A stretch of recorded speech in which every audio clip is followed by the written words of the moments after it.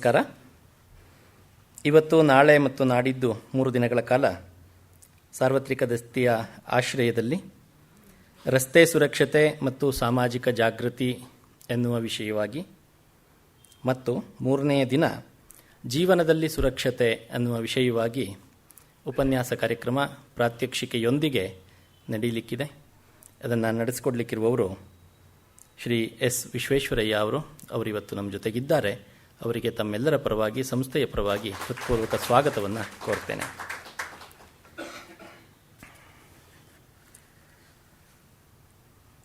ತರಬೇತಿ ಕ್ಷೇತ್ರದಲ್ಲಿ, ಅದರಲ್ಲೂ ವ್ಯಕ್ತಿತ್ವ ವಿಕಸನ ಮತ್ತು ಪ್ರೊಫೆಷನಲ್ ಎಕ್ಸಲೆನ್ಸಿಗೆ ಸಂಬಂಧಪಟ್ಟಂಥ ತರಬೇತಿ ಕ್ಷೇತ್ರಗಳಲ್ಲಿ ಕಳೆದ 30 ವರ್ಷಗಳ ಕಾರ್ಯ ಅನುಭವವನ್ನು ಹೊಂದಿರತಕ್ಕಂಥ ವಿಶ್ವೇಶ್ವರಯ್ಯ ಅವರು ಪ್ರಸ್ತುತ international federation of professional trainers ಇದರ ಕರ್ನಾಟಕ ಫೋರಮಿನ ವೈಸ್ ಪ್ರೆಸಿಡೆಂಟ್ ಆಗಿ ಕಾರ್ಯವನ್ನು ನಿರ್ವಹಿಸ್ತಾ ಇದ್ದಾರೆ. ವಿ ಕೇರ್ ಎನ್ನುವ ಟ್ರೈನಿಂಗ್ ಅಕಾಡೆಮಿಯನ್ನು ಸ್ಥಾಪಿಸಿ ಅದನ್ನು ಯಶಸ್ವಿಯಾಗಿ ಮುನ್ನಡೆಸ್ತಾ ಇದ್ದಾರೆ. ವಿ ಕೇರ್ ಲಾಜಿಸ್ಟಿಕ್ನ ಪ್ರೊಪ್ರೈಟರ್ ಆಗಿಯೂ ಕೂಡ ಸಂಸ್ಥೆಯನ್ನು ನಡೆಸ್ತಾ ಇದ್ದಾರೆ. ಇದಲ್ಲದೆ LNR ಗ್ರೂಪ್ ಆಫ್ ಇನ್ಸ್ಟಿಟ್ಯೂಷನ್ನ ಡೈರೆಕ್ಟರ್ ಆಗಿ, ಅಡ್ವೈಸರ್ ಆಗಿ ಕೂಡ ಅವರು ಕಾರ್ಯವನ್ನು ನಿರ್ವಹಿಸ್ತಾ ಇದ್ದಾರೆ. ಜೊತೆಗೆ ಆಸರೆ ಸೇವಾ ಟ್ರಸ್ಟ್ನ ಫೌಂಡರ್ ಪ್ರೆಸಿಡೆಂಟ್ ಆಗಿ ಸಾಮಾಜಿಕ ಕಾರ್ಯಗಳಲ್ಲಿ ಕೂಡ ತೊಡಗಿಕೊಂಡಿದ್ದಾರೆ.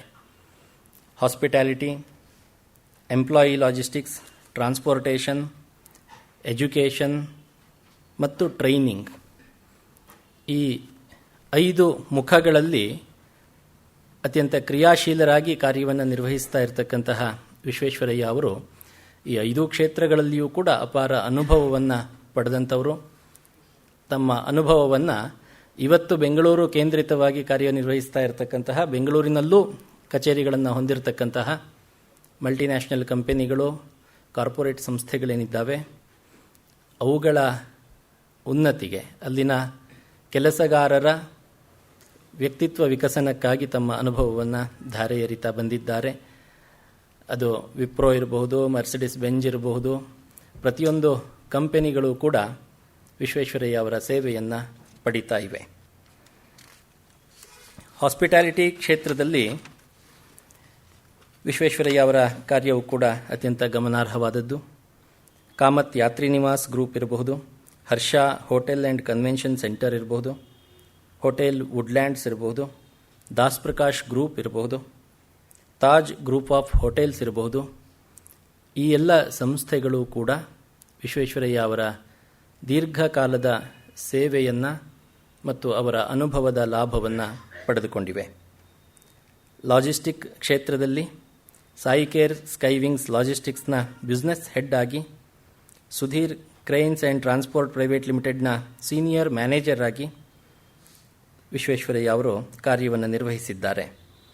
ಎಂಪ್ಲಾಯಿ ಟ್ರಾನ್ಸ್ಪೋರ್ಟೇಷನ್ ವಿಭಾಗದಲ್ಲಿ ವೇದಂ ಟೂರ್ಸ್ ಆ್ಯಂಡ್ ಟ್ರಾವೆಲ್ಸ್ನ ಜನರಲ್ ಮ್ಯಾನೇಜರ್ ಆಗಿ, ವಿಜಯ್ ಟೂರ್ಸ್ ಆ್ಯಂಡ್ ಟ್ರಾವೆಲ್ಸ್ನ ಸೀನಿಯರ್ ಮ್ಯಾನೇಜರ್ ಆಗಿ, ಸತ್ಯಸಾಯಿ ಟೂರಿಸ್ಟ್ನ ಕಾರ್ಪೊರೇಟ್ ಟ್ರಾವೆಲ್ ವಿಭಾಗದ ಮ್ಯಾನೇಜರ್ ಆಗಿ ಕೂಡ ಅವರು ಕಾರ್ಯವನ್ನು ನಿರ್ವಹಿಸಿದ್ದಾರೆ.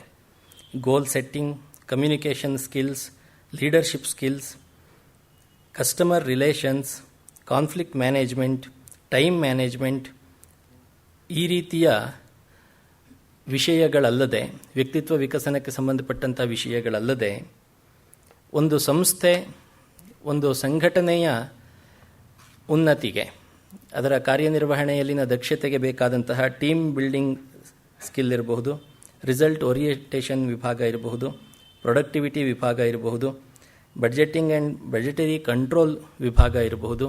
ಹೀಗೆ 10 ಹಲವು ಮುಖಗಳಲ್ಲಿ ತರಬೇತುದಾರರಾಗಿ ವಿಶ್ವೇಶ್ವರಯ್ಯ ಅವರು ಇದುವರೆಗೂ ಕಾರ್ಯವನ್ನು ನಿರ್ವಹಿಸಿದ್ದಾರೆ.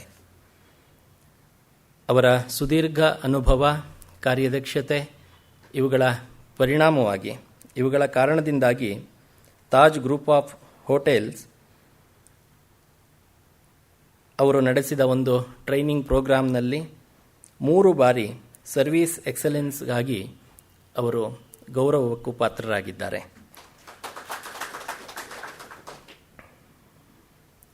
ಚಾಲಕರಿಗಾಗಿ, ವಾಹನ ಚಾಲಕರಿಗಾಗಿ traffic rules and regulations, road safety, defensive driving, personal hygiene and time management, attitude and behavior pattern, language skills, stress management, ಈ ರೀತಿ ಹಲವು ವಿಷಯಗಳನ್ನು ಕುರಿತು ರಸ್ತೆ ಸುರಕ್ಷತೆ, ಪ್ರಯಾಣಿಕರ ಸುರಕ್ಷತೆ, ಚಾಲಕರ ಆರೋಗ್ಯ ಮತ್ತು ಸುರಕ್ಷತೆ, ಈ ಎಲ್ಲ ಅಂಶಗಳನ್ನು ಗಮನದಲ್ಲಿಟ್ಟುಕೊಂಡು ಇಡೀ ದೇಶಾದ್ಯಂತ ಸಾವಿರಾರು ಚಾಲಕರುಗಳಿಗೆ ತರಬೇತಿಯನ್ನು ಅವರು ನೀಡಿದ್ದಾರೆ. 3 ಲಕ್ಷ ಚಾಲಕರುಗಳಿಗೆ ಅವರು ತರಬೇತಿಯನ್ನು ನೀಡಿದ್ದಾರೆ. ಹೀಗೆ 30 ವರ್ಷಗಳ ತಮ್ಮ ಸುದೀರ್ಘ ಅನುಭವ ಏನಿದೆ ಅದರ ಆಧಾರದ ಮೇಲೆ ಇವತ್ತು, ನಾಳೆ ಮತ್ತು ನಾಡಿದ್ದು ಅವರು ರಸ್ತೆ ಸುರಕ್ಷತೆ ಮತ್ತು ಸಾಮಾಜಿಕ ಜಾಗೃತಿ ವಿಷಯವಾಗಿ ಮತ್ತು ಜೀವನದಲ್ಲಿ ಸುರಕ್ಷತೆಗೆ ನಾವು ಕೊಡಬೇಕಾದ ಮಹತ್ವದ ವಿಷಯವಾಗಿ ಪ್ರಾತ್ಯಕ್ಷಿಕೆಯೊಂದಿಗೆ ಮಾಹಿತಿಯನ್ನು, ವಿವರಣೆಯನ್ನು ನೀಡಲಿಕ್ಕಿದ್ದಾರೆ. ಅವರಿಗೆ ತಮ್ಮೆಲ್ಲರ ಪರವಾಗಿ ಮತ್ತೊಮ್ಮೆ ಹೃತ್ಪೂರ್ವಕವಾಗಿ ಸ್ವಾಗತವನ್ನು ಕೋರುತ್ತಾ ಇವತ್ತಿನ ಕಾರ್ಯಕ್ರಮವನ್ನು ಉಪಕ್ರಮಿಸಬೇಕಾಗಿ ಅವರಲ್ಲಿ ಪ್ರಾರ್ಥಿಸ್ತೇನೆ.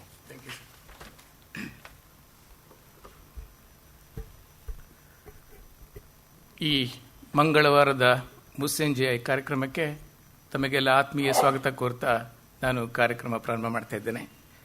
ನನ್ನ ವೃತ್ತಿ ಜರ್ನಿ ಹೇಗೆ ಬಂತು ಅಂತ ಹೇಳಿ ಈಗಾಗಲೇ ನಿಮಗೆ ಕೆಲವು ವಿಚಾರಗಳನ್ನ ಹೇಳಿದ್ದಾರೆ. I am A very ordinary person, very very simple person. ಸಾಮಾನ್ಯ ಹಳ್ಳಿಯ ಶಾನುಭೋಗರ ಮಗ, ಹೇಳಬೇಕು ಅಂದರೆ ಬಡ ಶಾನುಭೋಗರ ಮಗ. ನನಗೆ ಯಾಕೆ ವಿಶ್ವೇಶ್ವರಯ್ಯ ಅಂತ ಹೆಸರಿಟ್ಟಿದ್ದಾರೆ ಗೊತ್ತಿಲ್ಲ. ಎಷ್ಟೋ ಸರ್ತಿ ಯೋಚನೆ ಮಾಡಿದ್ದೀನಿ, ಚೇಂಜ್ ಮಾಡ್ಕೋಬೇಕು. ಜಗತ್ತಿಗೆ ವಿಶ್ವೇಶ್ವರಯ್ಯ ಒಬ್ಬರೇ, ಮತ್ತೆ ಹುಟ್ಟಲ್ಲ. ಕೆಲವು ಸಾಮಾನ್ಯತೆ ಇದೆ. ಒಂದೇ ಸಣ್ಣ ಸಾಮಾನ್ಯತೆ ಏನು ಅಂದರೆ, ಅವರು ಚಿಕ್ಕಬಳ್ಳಾಪುರ ತಾಲೂಕಲ್ಲಿ ಹುಟ್ಟಿದ್ರು, ನಾನು ದೊಡ್ಡಬಳ್ಳಾಪುರ ತಾಲೂಕಲ್ಲಿ ಹುಟ್ಟಿದೆ ಅಷ್ಟೇ. ಅವರು ಮುದ್ದೇನಹಳ್ಳಿಯಲ್ಲಿ ಹುಟ್ಟಿ ನಂದಿ ಬೆಟ್ಟಕ್ಕಿಂತ ಎತ್ತರವಾಗಿ ಬೆಳೆದರು. ಇಡೀ ಜಗತ್ತಿನಾದ್ಯಂತ ಒಳ್ಳೆ ಸೇವೆ ಮಾಡಿದ್ದಾರೆ. ಮೋರ್ ದ್ಯಾನ್ ದಿ ಪ್ರೊಫೆಷನ್, ಅವರ ಪ್ರಿನ್ಸಿಪಲ್ಸ್, ಡಿಸಿಪ್ಲಿನ್, ಅದು ಒಂದು ಎಕ್ಸಾಂಪಲ್. ಎಷ್ಟು ವರ್ಷಗಳು, 100 ವರ್ಷಗಳಾದರೂ ಕೂಡ ಅದು ಮರೆಯೋಕ್ಕಾಗಲ್ಲ. ನಾನು ದೊಡ್ಡಬಳ್ಳಾಪುರ ತಾಲೂಕಲ್ಲಿ ಒಬ್ಬ ಸಾಮಾನ್ಯ ಬಡ ಶಾನುಭೋಗರ ಮನೆಯಲ್ಲಿ ಹುಟ್ಟಿ ನಂದಿ ಬೆಟ್ಟದ ಬುಡದಲ್ಲಿ ಒಂದು ಕಲ್ಲಾಗಿ ಬೆಳೀತಾ ಇದ್ದೀನಿ, ಬದುಕಿದ್ದೀನಿ ಸರ್. ಈ ಪರಿಸ್ಥಿತಿನಲ್ಲಿ ಇದೇ APS ಕಾಲೇಜಿನಲ್ಲಿ 82ರಲ್ಲಿ ನಾನು ಈವ್ನಿಂಗ್ ಕಾಲೇಜಲ್ಲಿ ಗ್ರಾಜ್ಯುಯೇಷನ್ ಮಾಡಿದೆ. ಅದಾದಮೇಲೆ ತಾಜ್ ವೆಸ್ಟ್ನಲ್ಲಿ ಕೆಲಸ ಸಿಕ್ತು. ಹೋಟೆಲ್ ಇಂಡಸ್ಟ್ರಿ ಅನಿವಾರ್ಯ, ಜೀವನದ ಪ್ರಶ್ನೆ, ಹೊಟ್ಟೆಪಾಡು ನಡೀತಾ ಇತ್ತು, ಊಟ ಬಟ್ಟೆ ವಸತಿ ಎಲ್ಲ ಕೊಡ್ತಾ ಇದ್ರು, ಹಾಗಂತ ಸೇರ್ಕೊಂಡ್ಬಿಟ್ಟೆ. But hotel industry was not my interest, ವೈಯಕ್ತಿಕ ಆಸಕ್ತಿ ಅಲ್ಲ. ಬಟ್ ಕಾರಣಾಂತರಗಳಿಂದ ಕೆಲಸ ಮಾಡಿದೆ. ವುಡ್ಲ್ಯಾಂಡ್ಸ್, ಕಾಮತಿ ಪಕ್ಕದಲ್ಲಿ ಕಾಮತಿ ಆತನಿವಾಸ್ ಗ್ರೂಪ್ಗೆ ಜನರಲ್ ಮ್ಯಾನೇಜರ್ ಆಗಿದ್ದೆ 4 ವರ್ಷ. ದಾಸ್ ಪ್ರಕಾಶ್ ಮತ್ತು ಹೀಗೆ ಹೋಟೆಲ್ ಇಂಡಸ್ಟ್ರಿಯಲ್ಲಿ 18 ವರ್ಷಗಳ ಕಾಲ. ಪರಿಣಿತಿ ಆ್ಯಕ್ಚುಲಿ ಹೆಚ್ಚಿತ್ತು, ಆದರೂ ಕೂಡ 24 ಗಂಟೆ ಹೋಟೆಲ್ ಜೀವನ ಅಂತಂದರೆ ಸಂಸಾರದ ಬಗ್ಗೆ ಗಮನ ಕೊಡೋಕೆ ಆಗ್ತಾ ಇರಲಿಲ್ಲ. ನನ್ನ ಚಿಕ್ಕ ಇಬ್ಬರು ಮಕ್ಕಳಿದ್ರು, ಅವರು ತಂದೆನ ಮಿಸ್ ಮಾಡ್ತಾಯಿದ್ರು. ಆ ಚಿಕ್ಕ ವಯಸ್ಸಲ್ಲಿ ನಾನು ಮಾಡೋ ಅಪರಾಧ ಅದು. ಚಿಕ್ಕ ಮಕ್ಕಳಿಗೆ ಏನು ಗೊತ್ತಿರುತ್ತೆ, ತಂದೆ ಇದ್ದರೆ ಸೆಕ್ಯೂರಿಟಿ, ತಾಯಿ ಇದ್ದರೆ ಪ್ರೀತಿ ವಾತ್ಸಲ್ಯ. ಅದನ್ನು ನಾನು ಕೊಡದೆ ಹೋದರೆ ನಾನು ಭಾಳ ತಪ್ಪಾಗುತ್ತೆ ಅಂತೇಳಿ ಹೋಟೆಲ್ ಇಂಡಸ್ಟ್ರಿಗೆ ರಿಸೈನ್ ಮಾಡಿ ಬೆಂಗಳೂರಲ್ಲೇ ಸೆಟ್ಲ್ ಆದೆ. ಅದಾದಮೇಲೆ 2001 ಬೆಂಗಳೂರು ಬೆಳೆಯೋದಕ್ಕೆ ಶುರುವಾಯಿತು because of IT-BT industries. First time ಬೆಂಗಳೂರಲ್ಲಿ ಎಂಪ್ಲಾಯಿ ಟ್ರಾನ್ಸ್ಪೋರ್ಟೇಷನ್ ಅನ್ನೋ ಕಾನ್ಸೆಪ್ಟ್ ಸ್ಟಾರ್ಟ್ ಆಯಿತು. ಅದಕ್ಕೂ ಮುಂಚೆ ಇರಲಿಲ್ಲ, ಬರೀ ಟೂರ್ಸ್ ಆ್ಯಂಡ್ ಟ್ರಾವೆಲ್ಸು, ಮೈಸೂರು, ಊಟಿಯಲ್ಲೆಲ್ಲ ಹೋಗಿ ಬರ್ತಾ ಇದ್ದೆ ಅಷ್ಟೇ. ಅದ್ರ ಮಹತ್ವ ನಾನು ಮುಂದೆ ನಿಮಗೆ ಹೇಳಲಿದ್ದೀನಿ. ಬೆಂಗಳೂರು ಬೆಳವಣಿಗೆ ಬಗ್ಗೆ ಕೂಡ ಕೆಲವು ಮಾತುಗಳನ್ನ ಹೇಳಬೇಕಾಗಿದೆ.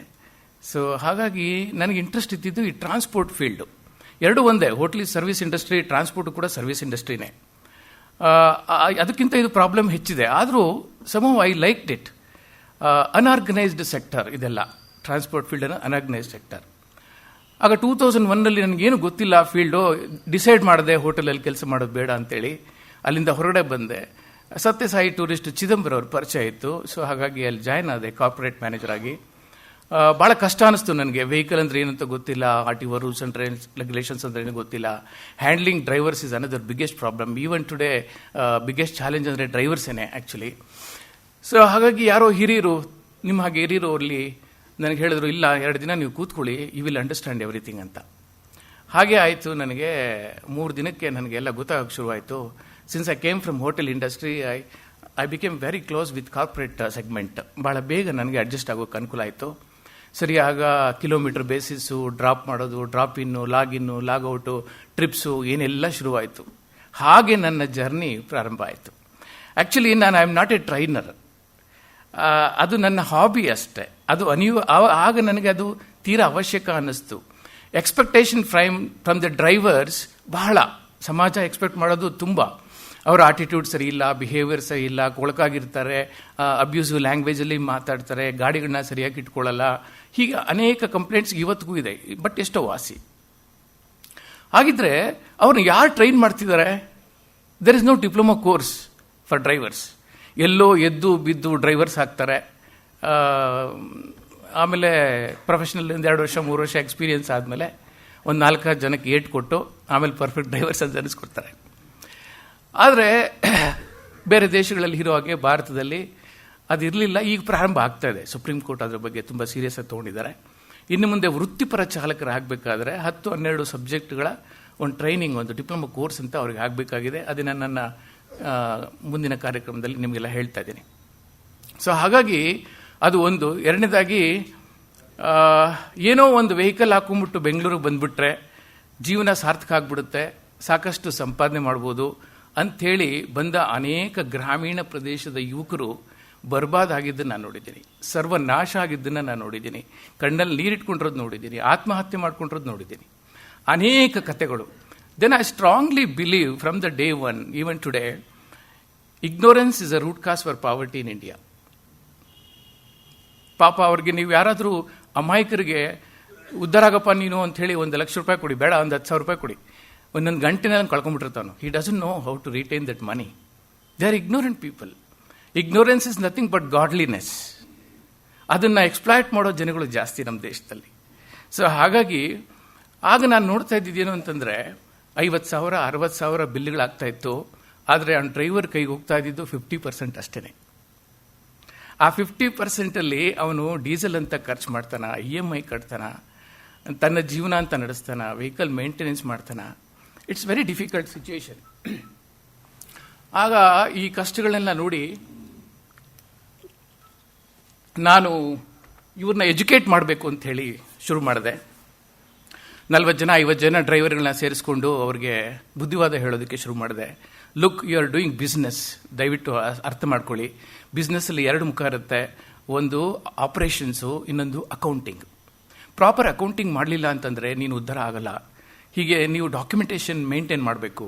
ಸುಮ್ಮನೆ ಬಾಯಲ್ಲಿ ಬಂದು ನಂಗೆ ಅಷ್ಟು ಬರಬೇಕಿತ್ತು, ಇಷ್ಟು ಬರಬೇಕು ಅಂತ ಹೇಳಿದ್ರೆ ಯಾರೂ ಕೊಡಲ್ಲ ನಿಮಗೆ. ಈವನ್ ಕೋರ್ಟ್ಗೆ ಹೋದ್ರೂ ಕೂಡ ಎವಿಡೆನ್ಸ್ ಕೇಳ್ತಾರೆ ಹೊರತು ನಿನ್ನ ಮಾತು ಯಾರೂ ಕೇಳಲ್ಲ. ಹೀಗೆಲ್ಲ ಎಜುಕೇಟ್ ಮಾಡೋಕ್ಕೆ ಶುರುವಾಗಿದ್ದು, ಅಲ್ಲಿಂದ ಪ್ರಾರಂಭ ಆಗಿದ್ದು ಈ ತರಬೇತಿಗಳು. ಡೂಸ್ ಆ್ಯಂಡ್ ಡೋಂಟ್ಸ್ ಅಂತೇಳಿ, ಏನು ಮಾಡಬೇಕು ಏನು ಮಾಡಬಾರ್ದು ಅನ್ನೋ ವಿಚಾರಗಳನ್ನು ಕನ್ನಡದಲ್ಲಿ ಬರ್ಕೊಂಡು, ಅದಕ್ಕೂ ಮುಂಚೆ ನನಗನ್ನಿಸ್ತಿತ್ತು ನನಗೆ ಟೀಚ್ ಮಾಡೋಕ್ಕೆ ಬರಲ್ಲ, ಎಕ್ಸ್ಪರ್ಟ್ಗಳನ್ನ ಕರೆಸೋಣ ಅಂತ ಹೇಳಿಬಿಟ್ಟು ಡೆಲ್ಲಿಯಿಂದ IRT ಅಂತೇಳಿ ಆಗಿದ್ದಿದ್ದು ಅದೊಂದೇ, institute of road traffic education ಇಂದ. ಅಲ್ಲಿಂದ ಕರೆಸ್ತಾ ಇದ್ದೆ. ಹ್ಯೂಬರ್ಟ್ ಟೆಬ್ನರ್ ಅಂತೇಳಿ ಒಬ್ಬ ಆಸ್ಟ್ರಿಯನ್ ಲೇಡಿ, ಅವರು ಡೆಲ್ಲಿನಲ್ಲಿ ಆಫೀಸ್ ಇಟ್ಕೊಂಡು ಥ್ರೂಔಟ್ ಇಂಡಿಯಾ ಮಾಡ್ತಾರೆ ಈ ಕಾರ್ಯಕ್ರಮಗಳನ್ನು. ಆದರೆ ಅವ್ರುಗಳೆಲ್ಲ 1,000 ರೂಪಾಯಿ ಖರ್ಚು ಮಾಡಿ ಫ್ಲೈಟ್ ಟಿಕೆಟ್ಸ್ ಕೊಟ್ಟು ಬೆಂಗಳೂರಿಗೆ ಕರೆಸಿ ನಾನು 100 ಜನ 1,000 ಜನ ಡ್ರೈವರ್ಗಳನ್ನ ಸೇರಿಸ್ಬಿಟ್ಟು ತರಬೇತಿ ಮಾಡಿಸ್ತಾ ಇದ್ರೆ ಅವರು ಹಿಂದಿನಲ್ಲಿ ಹೇಳೋರು. ಹಿಂದಿ ನಮ್ಮ ಚಾಲಕರಿಗೆ ಯಾರಿಗೂ ಅರ್ಥ ಆಗ್ತಿರ್ಲಿಲ್ಲ, ಎಲ್ಲ ಕೂತ್ಕೊಂಡು ನಿದ್ದೆ ಮಾಡೋರು. ಫಸ್ಟ್ ಆಫ್ ಆಲ್ ಡ್ರೈವರ್ಸ್ಗೆ ಒಂದು ಕಡೆ ಕೂಡಿಸ್ಬಿಡೋದು ಅಂತಲೇ ದೊಡ್ಡ ಶಿಕ್ಷೆ ಅವರಿಗೆ. ಅರ್ಧ ಗಂಟೆ ಕೂತ್ಕೊಳ್ಳೋದ್ರಿಂದ ತುಂಬಾ ಟಾರ್ಚರ್ ಅದು. ಅವ್ರಿಗೇನಿದ್ರು ಕೆಲಸ ಮಾಡ್ತಾ ಇರಬೇಕು. ಕಡೆಗೆ ಯೋಚನೆ ಮಾಡಿದೆ, ನನಗೆ ಕನ್ನಡ ಬರುತ್ತೆ, ನನ್ನ ಚಾಲಕರ ಸ್ಥಿತಿ ಏನು ಅಂತ ನನಗಿಂತ ಅರ್ಥ ಮಾಡ್ಕೊಂಡವರು ಬೇರೆ ಇಲ್ಲ. ಯಾಕಂದರೆ ಅದರಲ್ಲಿ ಇದ್ದೀನಿ, ನಾನು ಅವ್ರ ಜೊತೆ ಇದ್ದೀನಿ. ಅವ್ರನ್ನ ಏನು ಹೇಳಬೇಕು ಅನ್ನೋ ಜ್ಞಾನ ಅಟ್ಲೀಸ್ಟ್ ನನಗಿದೆ. ನಾನೇ ಯಾಕೆ ಪ್ರಾರಂಭ ಮಾಡಬಾರ್ದು ಅಂತ ಹೇಳಿ ಪ್ರಾರಂಭ ಮಾಡಿದೆ. ಡೂಸ್ ಆ್ಯಂಡ್ ಡೋಂಟ್ಸ್, ಚಾಲಕರು ಪಾಲಿಸಬೇಕಾದ ನಿಯಮಗಳು ಮತ್ತು ನಿರ್ಬಂಧಗಳು ಅಂಥೇಳಿ ಒಂದು 70-80 ಇದನ್ನು ಟಾಪಿಕ್ಸ್ ಬರೆದು ಬೋರ್ಡ್ ಮಾಡಿ ಎಲ್ಲ ಸಾಫ್ಟ್ವೇರ್ ಇಂಡಸ್ಟ್ರಿ ಆಕ್ಸೆಂಚೂರಲ್ಲಿ ಪ್ರಾರಂಭ ಆಯ್ತಿದೆ. ಸೊ ಹಾಗೆ ಪ್ರಾರಂಭ ಆಗಿದ್ದು ಹೀಗೆ ವರ್ಡ್ ಆಫ್ ಮೌತ್ ಸ್ಪ್ರೆಡ್ ಆಗ್ತಾ ಇತ್ತು. ಚಾಲಕರಿಗೂ ಕೂಡ ಹಿಡಿಸ್ತಿತ್ತು ಈ ವಿಚಾರಗಳು. ನಾನು ಹೇಳುವಂಥದ್ದು ಮನಸ್ಸು ತಟ್ಟೋ ಹಾಗೆ ನಾನು ಹೇಳ್ತಿದ್ದೆ ಅಂತ ಕಾಣುತ್ತೆ. ಹಾಗೆ ಪ್ರಾರಂಭ ಆಗಿ ಇದುವರೆಗೆ ಲಕ್ಷಾಂತರ ಚಾಲಕರಿಗೆ ತರಬೇತಿ ಕೊಡ್ತಾ ಇದ್ದೀನಿ. ಅದು ಹಾಗೆ ಡೈಮೆನ್ಷನ್ ಚೇಂಜ್ ಆಗ್ತಾ ಹೋಯಿತು. ಮತ್ತು ಟೋಟಲಿ ನಾನು ಅದರಲ್ಲಿ ಇನ್ವಾಲ್ವ್ ಆದೆ. ಈಗಲೂ ಮಾಡ್ತಾ ಇದ್ದೀನಿ. ಅವರು ಸಿಗೋದೇನೆ Saturdays, Monday to Friday busy ಇರ್ತಾರೆ. ಸಾಟರ್ಡೇ ಸಂಡೇ ಎಲ್ಲಾದರೂ ಒಂದು ಸಾಫ್ಟ್ವೇರ್ ಇಂಡಸ್ಟ್ರಿನ ಆರ್ಗನೈಸ್ ಮಾಡ್ತಾರೆ. ಬಹುಶಃ 1 ತಿಂಗಳು 2 ತಿಂಗಳು ವೀಕೆಂಡ್ಸ್ ಎಲ್ಲ ನನಗೆ ಬುಕ್ ಆಗ್ಬಿಟ್ಟಿರುತ್ತೆ ಇವನ್ ನಾವು. ಅದಾದಮೇಲೆ ಜೊತೆಗೆ ಸ್ವಲ್ಪ ಸಾಫ್ಟ್ ಸ್ಕಿಲ್ಸು ಹೇಳೋದು ಮುಖ್ಯ ಅಂತ ಅನ್ನಿಸ್ತು ಅವರ ಜೀವನಗಳ ದೃಷ್ಟಿಯಿಂದ ನೋಡಿದಾಗ. ಫ್ಯಾಮಿಲಿ ಪ್ರಾಬ್ಲಮ್ಸು ಇದನ್ನೆಲ್ಲ ಅಡ್ರೆಸ್ ಮಾಡ್ತಾ ಬಂದೆ. ದೆನ್ ಇಂಟರ್ನ್ಯಾಷನಲ್ ಸ್ಕೂಲ್ಸು, ಅಲ್ಲಿ ಕೂಡ 100-150 ಬಸ್ಸುಗಳಿರುತ್ತೆ, ಚಾಲಕರು ಇರ್ತಾರೆ. ಆ ಮಕ್ಕಳನ್ನು ಅವ್ರು ಯಾವ ರೀತಿ ನೋಡ್ಕೋಬೇಕು ಅನ್ನೋದ್ರ ಬಗ್ಗೆ ಹೇಳೋಕ್ಕೆ ಪ್ರಾರಂಭ ಮಾಡಿದೆ. ಹೀಗೆ ಅನೇಕ ರಂಗಗಳಲ್ಲಿ ನಾನು ತರಬೇತಿ ಕೊಡೋಕ್ಕೆ ಶುರುವಾದೆ. Since I am one of the directors of a institution, ಅಲ್ಲಿ ಫ್ಯಾಕಲ್ಟೀಸನ್ನು ಅಡ್ರೆಸ್ ಮಾಡೋಕ್ಕೆ ಒಂದು ವರ್ಷಕ್ಕೆ 2-3 ಸರ್ತಿ ನಮ್ಮ ಟೀಚರ್ಸ್ಗೆ ಏನು ಹೇಳಬೇಕು, ಯಾವ ರೀತಿ ನೀವು ಮಕ್ಕಳ ಜೊತೆ ಸ್ಪಂದಿಸಿದ್ರೆ ಅವ್ರಿಗೆ ಅರ್ಥ ಆಗೋಗೆ ಟೀಚ್ ಮಾಡ್ಬೋದು ಅನ್ನೋದು, ಇದೆಲ್ಲ ನನ್ನ ಕಲ್ಪನೆ, ನನಗೆ ಅನಿಸಿದ್ದಷ್ಟೇ. ನಾನೇನು ತುಂಬ ತಿಳ್ಕೊಂಡ ವ್ಯಕ್ತಿ ಏನಲ್ಲ. ಹಾಗೆ ಹೇಳ್ತಾ ಬಂದೆ. ಮತ್ತು ಎಕ್ಸಾಮ್ ಟೈಮಲ್ಲಿ ಮಕ್ಕಳಿಗೆ ಮೋಟಿವೇಶನಲ್ ಸ್ಪೀಚ್ ಮಾಡೋದು, ಹೀಗೆ ಮಾಡ್ತಾ ಮಾಡ್ತಾ ನನಗೆ ಈ ಸ್ಪೀಚ್ ಮಾಡೋದು ಭಾಳ ಇಂಟ್ರೆಸ್ಟ್ ಅಂತ ಅನ್ನಿಸ್ತು. The day I do one program that is the most satisfied day for me. ಹಾಗೆ ತೃಪ್ತಿ ಕೊಡ್ತಾ ಇದೆ ಜೀವನದಲ್ಲಿ. ಹಾಗಾಗಿ ಇದನ್ನು ನನ್ನನ್ನು ನಾನು ಸಂಪೂರ್ಣ ತೊಡಗಿಸ್ಕೊಂಡಿದ್ದೀನಿ. ಹೀಗೆ ಯೋಚನೆ ಮಾಡ್ತಾ ಮಾಡ್ತಾ ಇದೇ ಫೀಲ್ಡಲ್ಲಿ ಬರ್ತಾ, ನೀವೆಲ್ಲ ನೋಡ್ತಾ ಇದ್ದೀರಿ, ನಾನು ನೋಡ್ತಾ ಇದ್ದೀನಿ, ಮಾಧ್ಯಮಗಳಲ್ಲಿ, ಪ್ರೆಸ್ಸಲ್ಲಿ ಪ್ರತಿದಿನ ಆಕ್ಸಿಡೆಂಟ್ ಇಲ್ಲದಿರುವಂಥ ರಿಪೋರ್ಟ್ ಇಲ್ಲವೇ ಇಲ್ಲ. ಈಗ ಜನವರಿ ಪ್ರಾರಂಭ ಆದ 1ನೇ ತಾರೀಕಿಂದ ಇದುವರೆಗೆ 110ಕ್ಕೂ ಎಷ್ಟು ಜನ ಮರಣ ಹೊಂದಿದ್ದಾರೆ ರಸ್ತೆಗಳಲ್ಲಿ. ಸೊ ನಾಳೆ ಯಾರಿಗೆ ಏನಾಗುತ್ತೆ ಗೊತ್ತಿಲ್ಲ, ಅಂಥ ಪರಿಸ್ಥಿತಿ ನಿರ್ಮಾಣ ಆಗಿದೆ. ಭಾರತದಲ್ಲಿ 2 ಲಕ್ಷಕ್ಕೂ ಹೆಚ್ಚು ಜನ ಒಂದು ವರ್ಷಕ್ಕೆ ರಸ್ತೆಗಳಲ್ಲಿ ಸಾಯ್ತಾ ಇದ್ದಾರೆ. 10 ಲಕ್ಷ ಜನ ಸೀರಿಯಸ್ ಇಂಜುರಿ ಆಗ್ತಾ ಇದ್ದಾರೆ. That means they are becoming useless in all respect. Handicaps ಆಗ್ತಾ ಇದ್ದಾರೆ. ಸೊ ಇದು ವರ್ಷ ಹೆಚ್ಚಾಗ್ತಾ ಇದೆ, ದುರಂತಗಳು ಜಾಸ್ತಿ ಆಗ್ತಾ ಇದೆ. ಸೊ ಅನ್ಫಾರ್ಚುನೇಟ್ಲಿ ಅದ್ರ ಬಗ್ಗೆ ಯಾರು ಅಂತ ಸೀರಿಯಸ್ ಆಗ್ತು. ನನಗನ್ಸಿದೆ, ಎಷ್ಟೋ ಸತಿ ಹೋಗಿ ಅಲ್ಲಿ MG ರೋಡಲ್ಲಿ ಮಹಾತ್ಮ ಗಾಂಧಿ ಸ್ಟ್ಯಾಚ್ಯೂ ಹತ್ರ ಕೂತ್ಕೊಂಡ್ಬಿಟ್ಟು ಒಂದು ಚಳುವಳಿ ಆದರೂ ಮಾಡೋಣ, ಅವಾಗಲಾದರೂ ಏನಾದರೂ ಅವೇರ್ನೆಸ್ ಬರುತ್ತೆ ನಾವು ಪಬ್ಲಿಕ್ಕಲ್ಲಿ ಅಂತೇಳಿ. Because I felt it, seriously I felt it. ನಾವು ಸಾರ್ವಜನಿಕರಿಗೆ ಯಾರೋ ಆಕ್ಸಿಡೆಂಟ್ ಆದಾಗ ಆಗ ಅನಿಸ್ಬಿಡುತ್ತೆ, ಒಂದು ವೇಳೆ ನಮ್ಮ ಕುಟುಂಬದಲ್ಲಿ ಆದರೆ, ನನಗೆ ಆದರೆ, ಆ ಥರ ನಾವು ಯೋಚನೆ ಮಾಡಬೇಕಾಗತ್ತೆ. ನೋಡಿ, ಮೊನ್ನೆ ರೀಸೆಂಟಾಗಿ ಗೊರವನಹಳ್ಳಿ ಲಕ್ಷ್ಮೀ ಟೆಂಪಲ್ಗೆ ಮಂಡ್ಯ ಕಡೆಯಿಂದ ಒಂದು ಕ್ಯಾಂಟರಲ್ಲಿ ಹೋಗಿದ್ದಾರೆ. ಅಲ್ಲಿ 12-13 ಜನ ಸತ್ತೋದ್ರಲ್ಲಿ ಕತ್ತರಿಸಿ ಬಿದ್ದೋಗಿತ್ತು ರಸ್ತೆಗಳಿಗೆ. ಎಂಥ ದುರಂತ ಇದು! ಈ ಎಲ್ಲ ಅಪಘಾತಗಳನ್ನು ನೋಡಿದಾಗ ನಾನು ನಿಮ್ಗೆ ಅನೇಕ ಇನ್ಸಿಡೆಂಟ್ಗಳನ್ನ ಹೇಳ್ತೀನಿ ನನ್ನ ಕಾರ್ಯಕ್ರಮದಲ್ಲಿ. ನೋಡಿದಾಗ 95% ಆಫ್ ದಿ ದುರಂತಗಳು, ಆಕ್ಸಿಡೆಂಟ್ಸು ಮಾನವನ ನೆಗ್ಲಿಜೆನ್ಸಿಂದ ಆಗ್ತಾ ಇದೆ. Small mistakes, over speed, drink and drive, drowsy driving, bad mental ಟೆನ್ಷನಲ್ಲಿ ನಾನು ಒಂದೊಂದೇ ವಿಚಾರಗಳನ್ನು ತಗೊಂಡು ನಾನು ನಿಮಗೆ ಎಕ್ಸ್ಪ್ಲೈನ್ ಮಾಡ್ತಾ ಬರ್ತೀನಿ. ಎಷ್ಟು ಸೂಕ್ಷ್ಮ ವಿಚಾರಗಳು ಅಂತಂದರೆ, ವಾಟ್ ಈಸ್ ರಿಕ್ವೈರ್ಡ್ ಎಂಟೈರ್ ಸೊಸೈಟಿಗೆ ಅಂತಂದರೆ today to reduce the rate of accidents is only common sense, nothing else. ಬೇರೆ ಏನಿಲ್ಲ. ಯಾಕೆ ಅದನ್ನು ಜನ ಉಪಯೋಗಿಸ್ತಾ ಇಲ್ಲ ಅನ್ನೋದೇ ನನಗೆ ಬಹಳ ದೊಡ್ಡ ಪ್ರಶ್ನೆ ಇದು. ಬಹುಶಃ ಒಂದು ಜಾಗೃತಿ, ಒಂದು ಅರಿವು ಮೂಡಿಸೋ ಕಾರ್ಯಕ್ರಮ ಎಲ್ಲ ರಂಗದಲ್ಲಿ ಆಗಬೇಕು ಅನ್ನೋದು ನನ್ನ ಇಚ್ಛೆ. ಎನಿವೆ, ನನ್ನ ಕಾರ್ಯಕ್ರಮದಲ್ಲಿ ನಾನು ಮಾತಾಡ್ತಾನೆ ಇರ್ತೀನಿ ಎಲ್ಲ ವಿಚಾರಗಳ ಬಗ್ಗೆ. ಸೊ ಹೀಗಾಗಿ ನಾನು ಟ್ರೈನರ್ ಆದೆ. ಅದರಲ್ಲೂ ರಸ್ತೆ ಸುರಕ್ಷತೆ ಬಗ್ಗೆ ಭಾಳ ಸೀರಿಯಸ್ ಆಗಿ ತೊಗೊಂಡಿದ್ದೀನಿ ಈ ವಿಚಾರವನ್ನು. ಜೀವ ಇರೋವರೆಗೂ ನಾನು ಮಾಡಬೇಕು ಅಂತ ಅಂದ್ಕೊಂಡಿದ್ದೀನಿ. ನಾನಿಲ್ಲಿ ಹನುಮಂತ ನಗರದಲ್ಲಿ ವಾಸವಾಗಿದ್ದೀನಿ, 54 ರೋಡಲ್ಲಿ. ಕಳೆದ 30 ವರ್ಷಗಳಿಂದ ಇಲ್ಲಿದ್ದೀನಿ. ನನ್ನ ಪತ್ನಿ ಡಾಕ್ಟರ್ ಸತ್ಯವತಿ ಅಂತ ಹೇಳಿ ರೇಣುಕಾಚಾರ್ಯ ಕಾಲೇಜಲ್ಲಿ ಪ್ರೊಫೆಸರ್ ಅಂಡ್ HOD ಆಗಿ ಕನ್ನಡ ಡಿಪಾರ್ಟ್ಮೆಂಟ್ ಲಿಟ್ರೇಚರ್ ಅವರು ಇಲ್ಲೇ ವಾಸವಾಗಿ. ನಾನು ಗರ್ಜಮಾಯೆ, ಹೆಂಡತಿ ಮನೆಯಲ್ಲೇ ವಾಸ. ಯಾಕೆ ನನ್ನ ಹೆಂಡತಿಗೆ 2 ಕಾಲಿಲ್ಲ, ಪೋಲಿಯೋ ವಿಕ್ಟಿಮ್. ಸೊ ಆ ಟೈಮಲ್ಲಿ ನಾನು ಅವ್ರನ್ನ ಮದುವೆ ಮಾಡಿಕೊಂಡೆ. ಅದು ಕೂಡ ದೊಡ್ಡ ವಿಷಯ ಅವಾಗ, ಆ ಕಾಲಕ್ಕೆ. ಆದರೆ I am proud of my wife, because 2 ಕಾಲಿಲ್ಲ ಅಂದರೂ ಕೂಡ ಇದುವರೆಗೂ ಕಾರ್ ಡ್ರೈವ್ ಮಾಡ್ತಾಳೆ. 30 ವರ್ಷದಿಂದ ಡ್ರೈವ್ ಮಾಡ್ತಾಳೆ. ಒಂದೇ ಒಂದು ಆಕ್ಸಿಡೆಂಟ್ ಇದುವರೆಗೂ ಮಾಡಿಲ್ಲ. ಥ್ಯಾಂಕ್ ಗಾಡ್, ಇನ್ನು ಮುಂದೆ ಆಗೋದು ಬೇಡ. ದೇವ್ರ ದಯೆ, ನನಗಿಬ್ಬರು ಮಕ್ಕಳನ್ನು ಕರುಣಿಸಿದ್ದಾರೆ, ಒಂದು ಹೆಣ್ಣು ಒಂದು ಗಂಡು. ಇಬ್ಬರು ಹೈಯರ್ ಸ್ಟಡೀಸಲ್ಲಿ ಅಮೇರಿಕಾದಲ್ಲಿದ್ದಾರೆ. ನನ್ನ ಮಗ MD ಮುಗಿಸಿದ್ದಾನೆ ಅಮೇರಿಕಾದಲ್ಲಿ, ಕಾರ್ಡಿಯಾಲಜಿಸ್ಟ್ ಆಗಬೇಕು ಅಂತ ಹೇಳಿ. ಇನ್ನೊಂದು ಸೀಟ್ ಸಿಕ್ಕಿದೆ ಕ್ಯಾನ್ಸರ್ಸಲ್ಲಿ, ಹೋಗಿದ್ದಾನೆ. ಮಗಳು ಸೈಬರ್ ಇಂಟೆಲಿಜೆನ್ಸಲ್ಲಿ MS ಮಾಡ್ತಾಳೆ ಪಿಟ್ಸ್ಬರ್ಗಲ್ಲಿ. So I am happy, my family is very well settled. My only concern is society now. So I told my family, leave me alone. ನಾನು ಸಮಾಜಮುಖಿಯಾಗಿ ಬದುಕಬೇಕು. ಇಡೀ ರಾಜ್ಯಾದ್ಯಂತ, ಅಟ್ಲೀಸ್ಟ್ ದೇಶದ ಮಟ್ಟದಲ್ಲಿ ಅಲ್ಲದಿದ್ರೂ ಕೂಡ ಕರ್ನಾಟಕ ರಾಜ್ಯದಲ್ಲಿ ಅಟ್ಲೀಸ್ಟ್ ಕನ್ನಡ ನನಗೆ ಬರುತ್ತೆ, ಚೆನ್ನಾಗಿ ಮಾತಾಡೋಕ್ಕೆ ಬರುತ್ತೆ. ಕನ್ನಡದಲ್ಲಿ ಗ್ರಾಮೀಣ ಪ್ರದೇಶದಲ್ಲಿ, ತಾಲೂಕಾ ಮಟ್ಟದಲ್ಲಿ, ಜಿಲ್ಲಾ ಮಟ್ಟದಲ್ಲಿ ಎಲ್ಲ ಸ್ಥಳಗಳಿಗೂ ಹೋಗಿ ಸಂಸ್ಥೆಗಳು ಸಹಾಯಗಳಿಂದ ಒಂದು ಅರಿವು ಮೂಡಿಸೋ ಕಾರ್ಯಕ್ರಮ ಈ ಒಂದು ರಂಗದಲ್ಲಿ ಮಾಡಬೇಕು ಅಂಥೇಳಿ ನಿರ್ಧಾರ ಮಾಡಿದ್ದೇನೆ. ಓಕೆ, ಈಗ ನನ್ನ ಕಾರ್ಯಕ್ರಮ ಹೀಗಿರುತ್ತೆ. ಇನ್ಫ್ಯಾಕ್ಟ್ ನಾನು ಎಲ್ಲೇ ಪ್ರೋಗ್ರಾಮ್ ಮಾಡಿದ್ರು ಕೂಡ ಫಸ್ಟ್ ನಾನು ಸ್ವಲ್ಪ ಯೋಗಾಸನ ಡ್ರೈವರ್ಗಳಿಗೆ ಹೇಳ್ಕೊಡೋದು, ಒಂದು ಪ್ರಾಣಾಯಾಮ ಅದು ಮಾಡಿಸೋದು ಕಂಪಲ್ಸರಿ ಮಾಡ್ಕೊಂಡಿದ್ದೀನಿ. ನನ್ನ ಜೊತೆ ಯಾವಾಗಲೂ ನಾಗರಾಜ್ ಇರ್ತಾರೆ, ಇಲ್ಲಿ ಬಂದು ಮುಂದೆ ಕೂತಿದ್ದಾರೆ. ಈಸ್ ಯೋಗಶ್ರೀ ಆಶ್ರಮದಲ್ಲಿ MA ಮಾಡಿದ್ದಾರೆ. ಅವರು Guinness book of world record ಮಾಡಿದ್ದಾರೆ ರೀಸೆಂಟಾಗಿ ಪ್ರಾಣಾಯಾಮದಲ್ಲಿ. ವೆರಿ ಗುಡ್ ಪರ್ಸನ್, ಭಾಳ ಚೆನ್ನಾಗಿ ಸೇವಾ ಮನೋಭಾವದಿಂದ ನನ್ನ ಜೊತೆ ತೊಡಗಿಸ್ಕೊಂಡಿದ್ದಾರೆ. ಸೊ ಹಾಗಾಗಿ ನನ್ನ ಕಾರ್ಯಕ್ರಮ ಪ್ರತಿ ಸರ್ತಿ ಒಂದು ಪ್ರಾರ್ಥನೆಯಿಂದ ಪ್ರಾರಂಭ ಆಗುತ್ತೆ, ಆನಂತರ ಪ್ರಾಣಾಯಾಮ ಇರುತ್ತೆ. ಬಟ್ ಇವತ್ತೇನು ಪ್ರಾಣಾಯಾಮಕ್ಕೆ ಟೈಮ್ ಇಲ್ಲ, ದಯವಿಟ್ಟು ಕ್ಷಮಿಸಿ. ನೇರವಾಗಿ ನಾನು ವಿಚಾರಕ್ಕೆ ಹೋಗ್ತೇನೆ. ಕೇವಲ ನನಗೆ ಒಂದು ದಿನದಲ್ಲಿ 1.5 ಗಂಟೆ ಸಿಗುತ್ತೆ. ಕೇವಲ ರಸ್ತೆ ಸುರಕ್ಷತೆ ಅನ್ನೋ ಒಂದು ವಿಚಾರದಲ್ಲೇ ಸತತವಾಗಿ ಇಲ್ಲೇ ನಿಂತ್ಕೊಂಡು 6 ಗಂಟೆ ಮಾತಾಡೋಷ್ಟು ವಿಚಾರ ಇದೆ. It is such a big subject. It is when we talk about road safety, simple ಆಗಿ ತೊಗೊಳ್ತೀವಿ ನಾವು. ಅವಾಗ ಚಾಲಕನ ಸೇಫ್ಟಿ ಬರುತ್ತೆ, ವೆಹಿಕಲ್ ಸೇಫ್ಟಿ ಬರುತ್ತೆ, ಪ್ಯಾಸೆಂಜರ್ ಸೇಫ್ಟಿ ಬರುತ್ತೆ, ಪಬ್ಲಿಕ್ ಸೇಫ್ಟಿ ಬರುತ್ತೆ. ಈ 4 ಸೇರಿದಾಗ ಮಾತ್ರ ಅದು ರೋಡ್ ಸೇಫ್ಟಿ ಆಗೋಕ್ಕೆ ಸಾಧ್ಯ. ಸೊ ಅದರಲ್ಲಿ ಏನು ಪ್ರಾಬ್ಲಮ್, ಏನು ಕೊರತೆಗಳೇನು, ಅನೇಕ ವಿಚಾರಗಳಿದೆ, ಮಾತಾಡ್ತಾ ಹೋಗೋಣ. ನಿಮ್ಮೆಲ್ಲರ ಅನುಮತಿ ಮೇರೆಗೆ ಪ್ರಾರ್ಥನೆಯಿಂದ ಕಾರ್ಯಕ್ರಮ ಪ್ರಾರಂಭ ಮಾಡ್ಬೋದಾ? Thank you sir.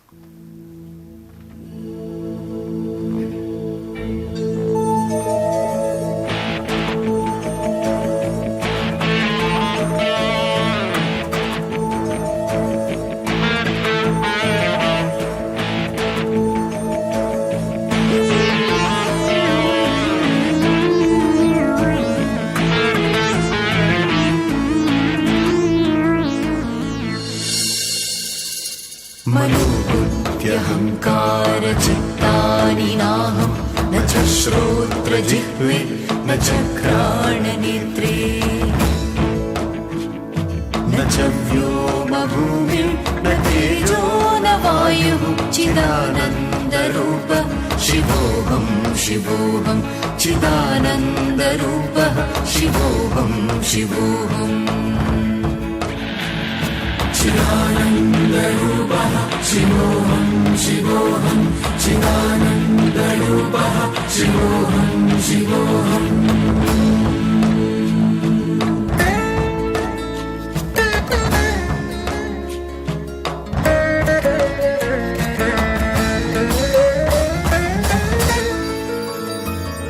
न च प्राणसंज्ञो न वै पञ्चवायुः न वा सप्तधातुः न वा पञ्चकोशः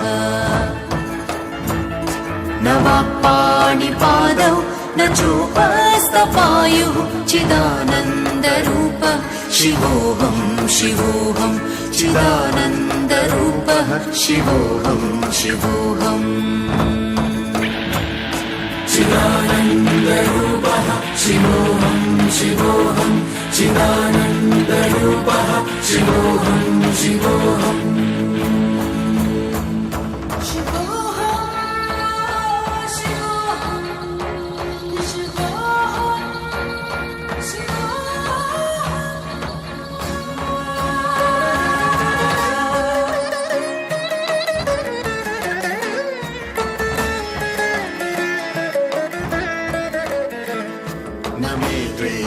रागौ न मे लोभमोहौ मदो नैव मे नैव मात्सर्यभावः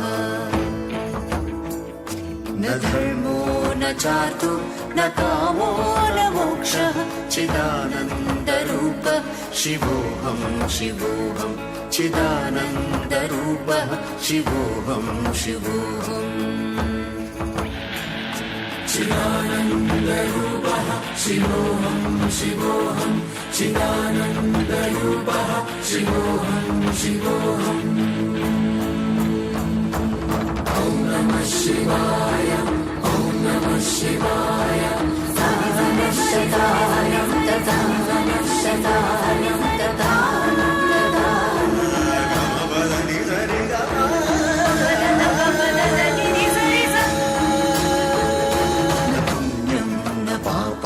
न सौख्यं न दुःखं न मन्त्रो न तीर्थं न वेदो न यज्ञः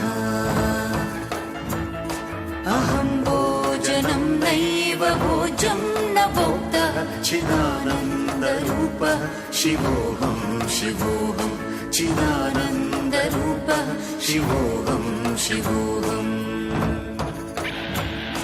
चिदानन्दरूपः शिवोऽहं शिवोऽहं चिदानन्दरूपः शिवोऽहं शिवोऽहम्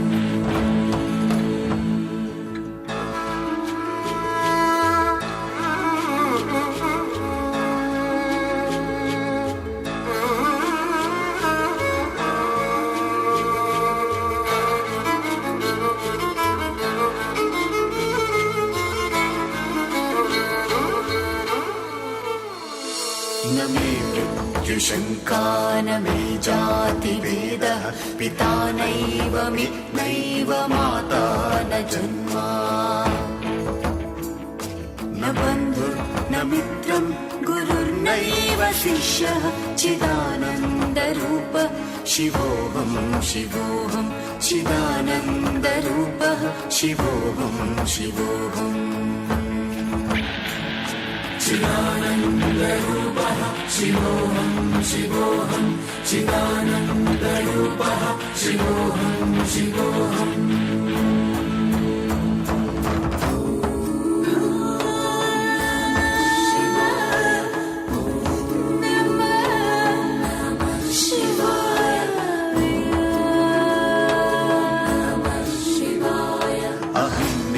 विकल्पो निराकाररूपः विद्युव्याप्य सर्वत्र सर्वेन्द्रियाणाम्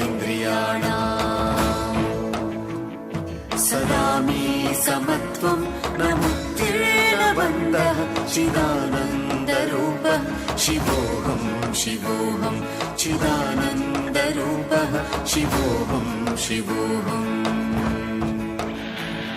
चिदानन्दरूपः शिवोऽहं शिवोऽहं चिदानन्दरूपः शिवोऽहं शिवोऽहं चिदानन्दरूपः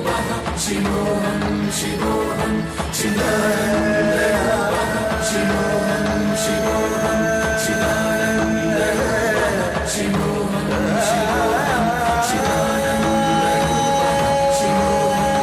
शिवोऽहं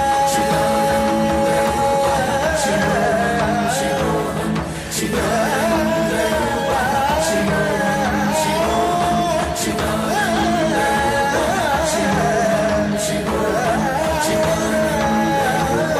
शिवोऽहं शिवोऽहं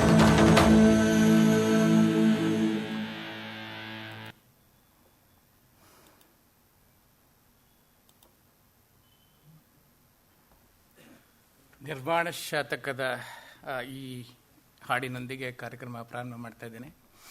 ಇದು ಸ್ಮಿತಾ ಅಂತ ಹೇಳಿ ನಿಮಗೆಲ್ಲ ಗೊತ್ತಿರ್ಬೋದು. ಒಂದು ಕಾಲದಲ್ಲಿ ಆಂಧ್ರದ ಹೆಸರಾಂತ ಪಾಪ್ ಗಾಯಕಿ. ಬಟ್ ಈಗ ಈಶಾ ಫೌಂಡೇಶನ್ ಡಿವೋಟಿ, ಅಲ್ಲಿನ ಭಕ್ತಿಗೀತೆಗಳನ್ನು ಹಾಡ್ತಾ ಇರ್ತಾರೆ. ಐ ಆಲ್ಸೋ ಬಿಲೀವ್ ಇನ್ ಜಗ್ಗಿ ವಾಸುದೇವರ ಅಲ್ಲಿಗೆ ಹೋಗಿದ್ದೇನೆ ನಾನು. ಈಶಾ ಫೌಂಡೇಶನ್ ಕೊಯಮತ್ತೂರಿಂದ ವೇಳಂಗಿರಿ ಅಂಥೇಳಿ 40 kilometers away. So normally I take that songs as a prayer. So little bit I want to say about Bangalore city. ನಿಮಗೆಲ್ಲ ಗೊತ್ತಿದೆ, ನೀವೆಲ್ಲ ಹಿರಿಯರು ಇದ್ದೀರಿ. ಈ ಬ್ಯಾಂಗ್ಳೂರಿನ 40-50 ವರ್ಷಗಳ ಜೀವನವನ್ನು ಕಂಡಿರೋರಿದ್ದೀರಿ. ಇಲ್ಲಿ ಕೇವಲ 15-20 ವರ್ಷಗಳ ಹಿಂದೆ ಬೆಂಗಳೂರು ಹೇಗಿತ್ತು, ಈಗ ಏನಾಗಿದೆ, ಸ್ವಲ್ಪ ಗ್ಲಾನ್ಸ್ ನೋಡೋಣ ಯಾವ ಥರ ಬದಲಾವಣೆ ಆಗಿದೆ ಅಂತ. ಸೊ ನಾನು ನಾರ್ಮಲಿ ಈ ಕಾರ್ಯಕ್ರಮಗಳನ್ನು Bangalore city traffic management centre ಅವರ ಸಹಯೋಗದೊಂದಿಗೆ ಮಾಡಿದ್ದೇನೆ. ಅನೇಕ ಸರ್ತಿ ಪೊಲೀಸ್ನವರು ಕೂಡ ನನ್ನ ಜೊತೆಲಿ ಬಂದಿದ್ದಾರೆ. ಅವರು ಕೆಲವು ಸ್ಟ್ಯಾಟಿಸ್ಟಿಕ್ಸನ್ನು ಕೊಡ್ತಾ ಇರ್ತಾರೆ ಬೆಳವಣಿಗೆ ಬಗ್ಗೆ. 14,000 ರಸ್ತೆಗಳಿದೆ ಒಟ್ಟಾರೆ ಬ್ಯಾಂಗ್ಳೂರಲ್ಲಿ. ಇನ್ನೂ ಬೆಳೀತಾ ಇದೆ. ಅತಿ ವೇಗವಾಗಿ ಬೆಳೀತಿರ್ತಕ್ಕಂಥ ಸಿಟಿ ಜಗತ್ತಿನಲ್ಲಿ. ಆ್ಯಕ್ಚುಲಿ 44 ಇಂಟರ್ಸೆಕ್ಷನ್ಸ್ ಇದೆ ಇಲ್ಲಿ. ಅಡ್ಡ ರಸ್ತೆಗಳು ತುಂಬ ಇದೆ ಇಲ್ಲಿ. It was not A planned city actually for such. ಇದು ಮೋರ್ ದ್ಯಾನ್ 353 ಸಿಗ್ನಲೈಸ್ಡ್ ಇಂಟರ್ಸೆಕ್ಷನ್ಸ್ ಇದೆ, 128 one way roads in the city. ಬಹುಶಃ ಅದು ಹೆಚ್ಚಿಗೂ ಇರ್ಬೋದು. 2016 ಡಿಸೆಂಬರ್ದು ಇದು statistics. Population of Bangalore city is 1.46 1.56 ಅಂತೇಳಿ 2006 ಡಿಸೆಂಬರ್ ಹೇಳ್ತಾ ಇದ್ರು. ನಾನು ರೀಸೆಂಟಾಗಿ ಎಲ್ಲೋ ಕೇಳ್ಪಟ್ಟೆ ಅಥವಾ ಓದಿದ್ದು ನೆನಪು 2 ಕೋಟಿಯಷ್ಟು ಆಗ್ತಾ ಇದೆ ಅಂತ ಬೆಂಗಳೂರಿನ ಜನಸಂಖ್ಯೆ. ಪ್ರತಿದಿನ ಭಾರತದ ಪ್ರತಿಯೊಂದು ರಾಜ್ಯದ ಜನ ನಮ್ಮಲ್ಲಿ ಬಂದು ನೆಲೆಸ್ತಾ ಇದ್ದಾರೆ. Entire nation is in Bangalore. ಯಾವ ರಾಜ್ಯದ ಜನ ನಮ್ಮಲ್ಲಿಲ್ಲ ಇವತ್ತು ಹೇಳಿ? ಪ್ರತಿಯೊಬ್ಬರು ಇದ್ದಾರೆ. ಆಮೇಲೆ ವಾತಾವರಣ ಕೂಡ, ಆಮೇಲೆ job opportunities because of IT BT. ಒಂದು ಅಂದಾಜು ಬ್ಯಾಂಗ್ಳೂರಿನಲ್ಲಿ it is called as second silicon city of the world. ಅಮೆರಿಕದ ಸಿಲಿಕಾನ್ ಸಿಟಿ ಬಿಟ್ಟರೆ ಇದು ಸೆಕೆಂಡ್ ಸಿಲಿಕಾನ್ ಸಿಟಿ ಆಗಿದೆ. ಶಾಪ್ಸ್ ಅಂಡ್ ಎಸ್ಟಾಬ್ಲಿಷ್ಮೆಂಟ್ ಅಲ್ಲಿ ರಿಜಿಸ್ಟರ್ ಆಗಿರೋ ಪ್ರಕಾರ BBMP ಇನ್ಫಾರ್ಮೇಷನ್ ಪ್ರಕಾರ 3758 ಸಾಫ್ಟ್ವೇರ್ ಇಂಡಸ್ಟ್ರೀಸ್ ಇದೆ ಬೆಂಗಳೂರಲ್ಲಿ, ಸಣ್ಣ ಪುಟ್ಟದೆಲ್ಲ ಸೇರಿ. ಮತ್ತು 1200ಕ್ಕೂ ಹೆಚ್ಚು BPOಗಳಿದೆ, 92 ಬಯೋಟೆಕ್ನಾಲಜಿಗಳಿದೆ ಅಂತ ಕೇಳ್ಪಟ್ಟಿದ್ದೀನಿ. ಒಟ್ಟು IT BT ಎಲ್ಲ ಸೇರಿದ್ರೆ 5000+ ಈ ಟೆಕ್ ಪಾರ್ಕ್ಗಳಲ್ಲಿ, ಅದರಲ್ಲೂ ಹೆಚ್ಚಾಗಿ south of Bangalore electronic city, east of Bangalore, north east of Bangalore Manyata tech park, eco space, eco world, ಇಲ್ಲಿ ಗ್ಲೋಬಲ್ ವಿಲೇಜು ಟುವರ್ಡ್ಸ್ ಬ್ಯಾಂಗ್ಳೂರು ಸುತ್ತು ಬರ್ತಾ ಇದೆ. ಸೊ ಹಾಗಾಗಿ ಬೆಂಗಳೂರು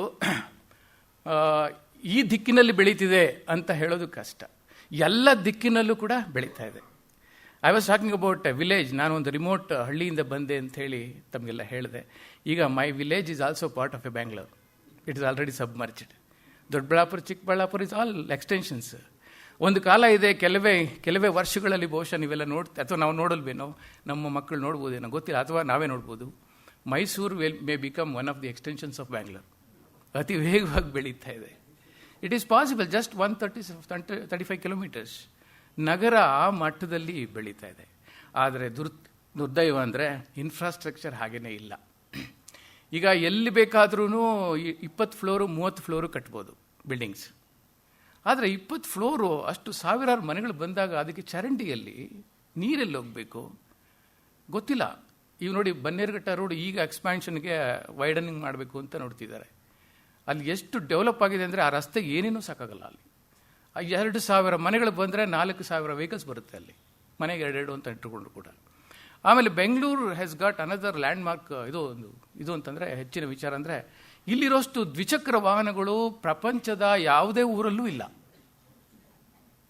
80 ಲ್ಯಾಕ್ ವೆಹಿಕಲ್ಸ್ ಇದೆ ನಮ್ಮಲ್ಲಿ ಇವಾಗ ಬೆಂಗಳೂರು ಅಲೋನ್. ಎಲ್ಲ RTOಗಳ ರಿಜಿಸ್ಟ್ರೇಷನ್ ಪ್ರಕಾರ ತಗೊಂಡಾಗ 80 ಲಕ್ಷ ವಾಹನಗಳಿದೆ.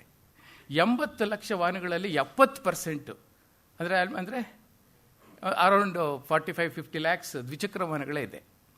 ಅದು ಯಾಕೆ ಅಂತಂದರೆ, ನಮ್ಮ ನಗರದಲ್ಲಿ ಮಾಸ್ ಟ್ರಾನ್ಸ್ಪೋರ್ಟೇಷನ್ ಅಂತ ಮುಂಚೆಯಿಂದ ಇರಲಿಲ್ಲ. ಅನ್ಲೈಕ್ ಮುಂಬೈ, ಚೆನ್ನೈ, ಅಲ್ಲೆಲ್ಲ ಬ್ರಿಟಿಷ್ನವ್ರ ಕಾಲದಲ್ಲೇ ಎಲ್ಲ ಎಲೆಕ್ಟ್ರಿಕ್ ಟ್ರೈನ್ಸ್ ಎಲ್ಲ ಹಾಕ್ಬಿಟ್ಟು ಅಲ್ಲಿ ಭಾಳ ವ್ಯವಸ್ಥಿತವಾಗಿ ಮಾಡಿದರು. ಆ ಥರ ನಮ್ಮಲ್ಲಿ ಇಲ್ಲ. ರಾಮಕೃಷ್ಣ ಹೆಗಡೆಯವರ ಕಾಲದಲ್ಲಿ he visualised the growth of Bangalore city. ಆಗ ಇನ್ನರ್ ರಿಂಗ್ ರೋಡ್ ಅಂತ ಹೇಳಿ ಮಾಡಿದ್ರು. ಇನ್ನರ್ ರಿಂಗ್ ರೋಡ್ ಕಂಪ್ಲೀಟ್ ಆಗೋಷ್ಟೊತ್ತಿಗೆ ನಗರ ಅದನ್ನು ಮೀರಿ 2-3 ಕಿಲೋಮೀಟರ್ ಬೆಳೆದೋಗಿತ್ತು. ಸರ್, ಅದು ಸಾಕಾಗಲ್ಲ ಅಂತೇಳಿ ಔಟರ್ ರಿಂಗ್ ರೋಡ್ ಅಂತ ಹೇಳಿ ಪ್ಲಾನ್ ಮಾಡಿದ್ರು. Of course it is all complete ಆಗಿದೆ. ಅದನ್ನು ಸಿಗ್ನಲ್ ಫ್ರೀ ಅಂತ ಮಾಡಬೇಕು ಅಂತೇಳಿ ಈಗಲೂ ಕೆಲಸಗಳು ನಡೀತಾನೆ ಇದೆ. ಅಂಡರ್ ಪಾಸ್ಗಳು, ಓವರ್ ಬ್ರಿಡ್ಜ್ಗಳು ಕನ್ಸ್ಟ್ರಕ್ಷನ್ ಆಗ್ತಾನೆ ಇದೆ. ಬಟ್ ಔಟರ್ ರಿಂಗ್ ರೋಡನ್ನು ಮೀರಿ ನಗರ 10-15 ಕಿಲೋಮೀಟರ್ ಹೊರಗೆ ಬೆಳೆದೋಗಿದೆ. Even that is not sufficient now. So now government of Karnataka is decided one more, ಯಾವುದು STRR ಅಂತ ಹೇಳಿ ಒಂದು ಪ್ಲಾನ್ ಮಾಡಿದ್ದಾರೆ. ಸ್ಯಾಟಲೈಟ್ ಟೌನ್ ರಿಂಗ್ ರೋಡ್ ಅಂತ ಹೇಳಿಬಿಟ್ಟು, ಅಥವಾ ಫೆರಿಫೆರಲ್ ರಿಂಗ್ ರೋಡ್ ಅಂತ ಹೇಳ್ತಾರೆ. ಅದು ಅಲ್ಲಿ ದಾಬಸ್ಪೇಟೆ, ತುಮಕೂರು, ಈ ಥರ ನೆಲಮಂಗಲ, ದೊಡ್ಡಬಳ್ಳಾಪುರ, ಚಿಕ್ಕಬಳ್ಳಾಪುರ, ಹೀಗೆ I don't know, Ramanagara, Kanakapura, ಹೀಗೆ ದೊಡ್ಡ ಮಟ್ಟದಲ್ಲಿ of course 10 lane road, ring road ಥರ ಪ್ಲಾನ್ ಮಾಡಿದ್ದಾರೆ. ಅದು ಯಾವಾಗುತ್ತೆ ನಂಗೆ ಗೊತ್ತಿಲ್ಲ. ಅದು ಆಗೋಷ್ಟೊತ್ತಿಗೆ ಬೆಂಗಳೂರು ಇನ್ನೆಷ್ಟು ಬೆಳೆದಿರುತ್ತೋ ಗೊತ್ತಿಲ್ಲ. ಆ ಮಟ್ಟದಲ್ಲಿ ನಗರ ಬೆಳೀತಾ ಇದೆ ಬೆಂಗಳೂರು. 1988ರಲ್ಲಿ ನಾನು ಮದುವೆ ಆದಾಗ ಫಸ್ಟ್ ಟೈಮು ಅಮೆರಿಕ ಕರ್ಕೊಂಡೋದ್ರು ನನ್ನ ಇನ್ಲಾಸು. ಅಫ್ಕೋರ್ಸ್ ಅದೊಂದು ಹಿಸ್ಟ್ರಿ. ನಾನು ಅಂದ್ಕೊಂಡೆ ಸ್ವರ್ಗಕ್ಕೆ ಹೋಗ್ತಾ ಇದ್ದೀನಿ ಅಂತ. ಬಿಕಾಸ್ ಗ್ರಾಮೀಣ ಪ್ರದೇಶದ ಒಂದು ಮುಗ್ಧ ಹುಡುಗ ನಾನು. ಅಮೆರಿಕ ಹೋಗೋದು ಅಂದರೆ ಏನು ಅಂದ್ಕೊಂಡೆ, ಸ್ವರ್ಗಕ್ಕೆ ಹೋಗ್ತಾ ಇದ್ದೀನಿ ಅಂತ. ಅಲ್ಲಿ ಹೋಗಿ 6 ತಿಂಗಳಿದ್ಮೇಲೆ ಗೊತ್ತಾಯಿತು ಸ್ವರ್ಗ ಅಲ್ಲ, ಇದು ನರ್ಕ. ನನ್ನ ದೇಶನೇ ನನಗೆ ಸ್ವರ್ಗ ಅಂತೇಳಿ ವಾಪಸ್ ಬಂದಮೇಲೆ ಒಂದು ಸ್ಕೂಟ್ರ್ ತೊಗೊಂಡು ದೊಡ್ಡ ರೌಂಡ್ ಹೋದೆ. Because I got freedom after that. Then I real that's a different issue. So ಹೀಗೆ ನಗರೀಕರಣ ಆ ಮಟ್ಟದಲ್ಲಿ ಬೆಳೀತಾ ಇದೆ. ಹೋದಾಗ ಅಲ್ಲಿ ಯಾರೋ, ನಾನು ಭಾಳ ಕಷ್ಟಪಟ್ಟೆ, ಎಲ್ಲಿಂದ ಬಂದಿದ್ದೀನಿ ನೀನು ಅಂತ ಕೇಳಿದ್ರೆ ಅಮೆರಿಕನ್ಸು, ಬೆಂಗಳೂರು ಅಂತ ಒಂದು ನಗರದಿಂದ ಬಂದಿದ್ದೀನಿ ಅಂತ ಅವ್ರಿಗೆ ಕನ್ವಿನ್ಸ್ ಮಾಡ್ಬೇಕಾದ್ರೆ ನನಗೆ ತುಂಬ ಕಷ್ಟ ಆಯಿತು. I am from India and we have A state called Karnataka and capital city of Karnataka is Bengaluru ಅಂತ ಹೇಳ್ಬೇಕಾದ್ರೆ ತುಂಬ ಕಷ್ಟ ಆಯಿತು. ಬಟ್ ಈಗ ನಾನು ಅಮೆರಿಕ ಹೋಗಿ I don't have to say that I am from India.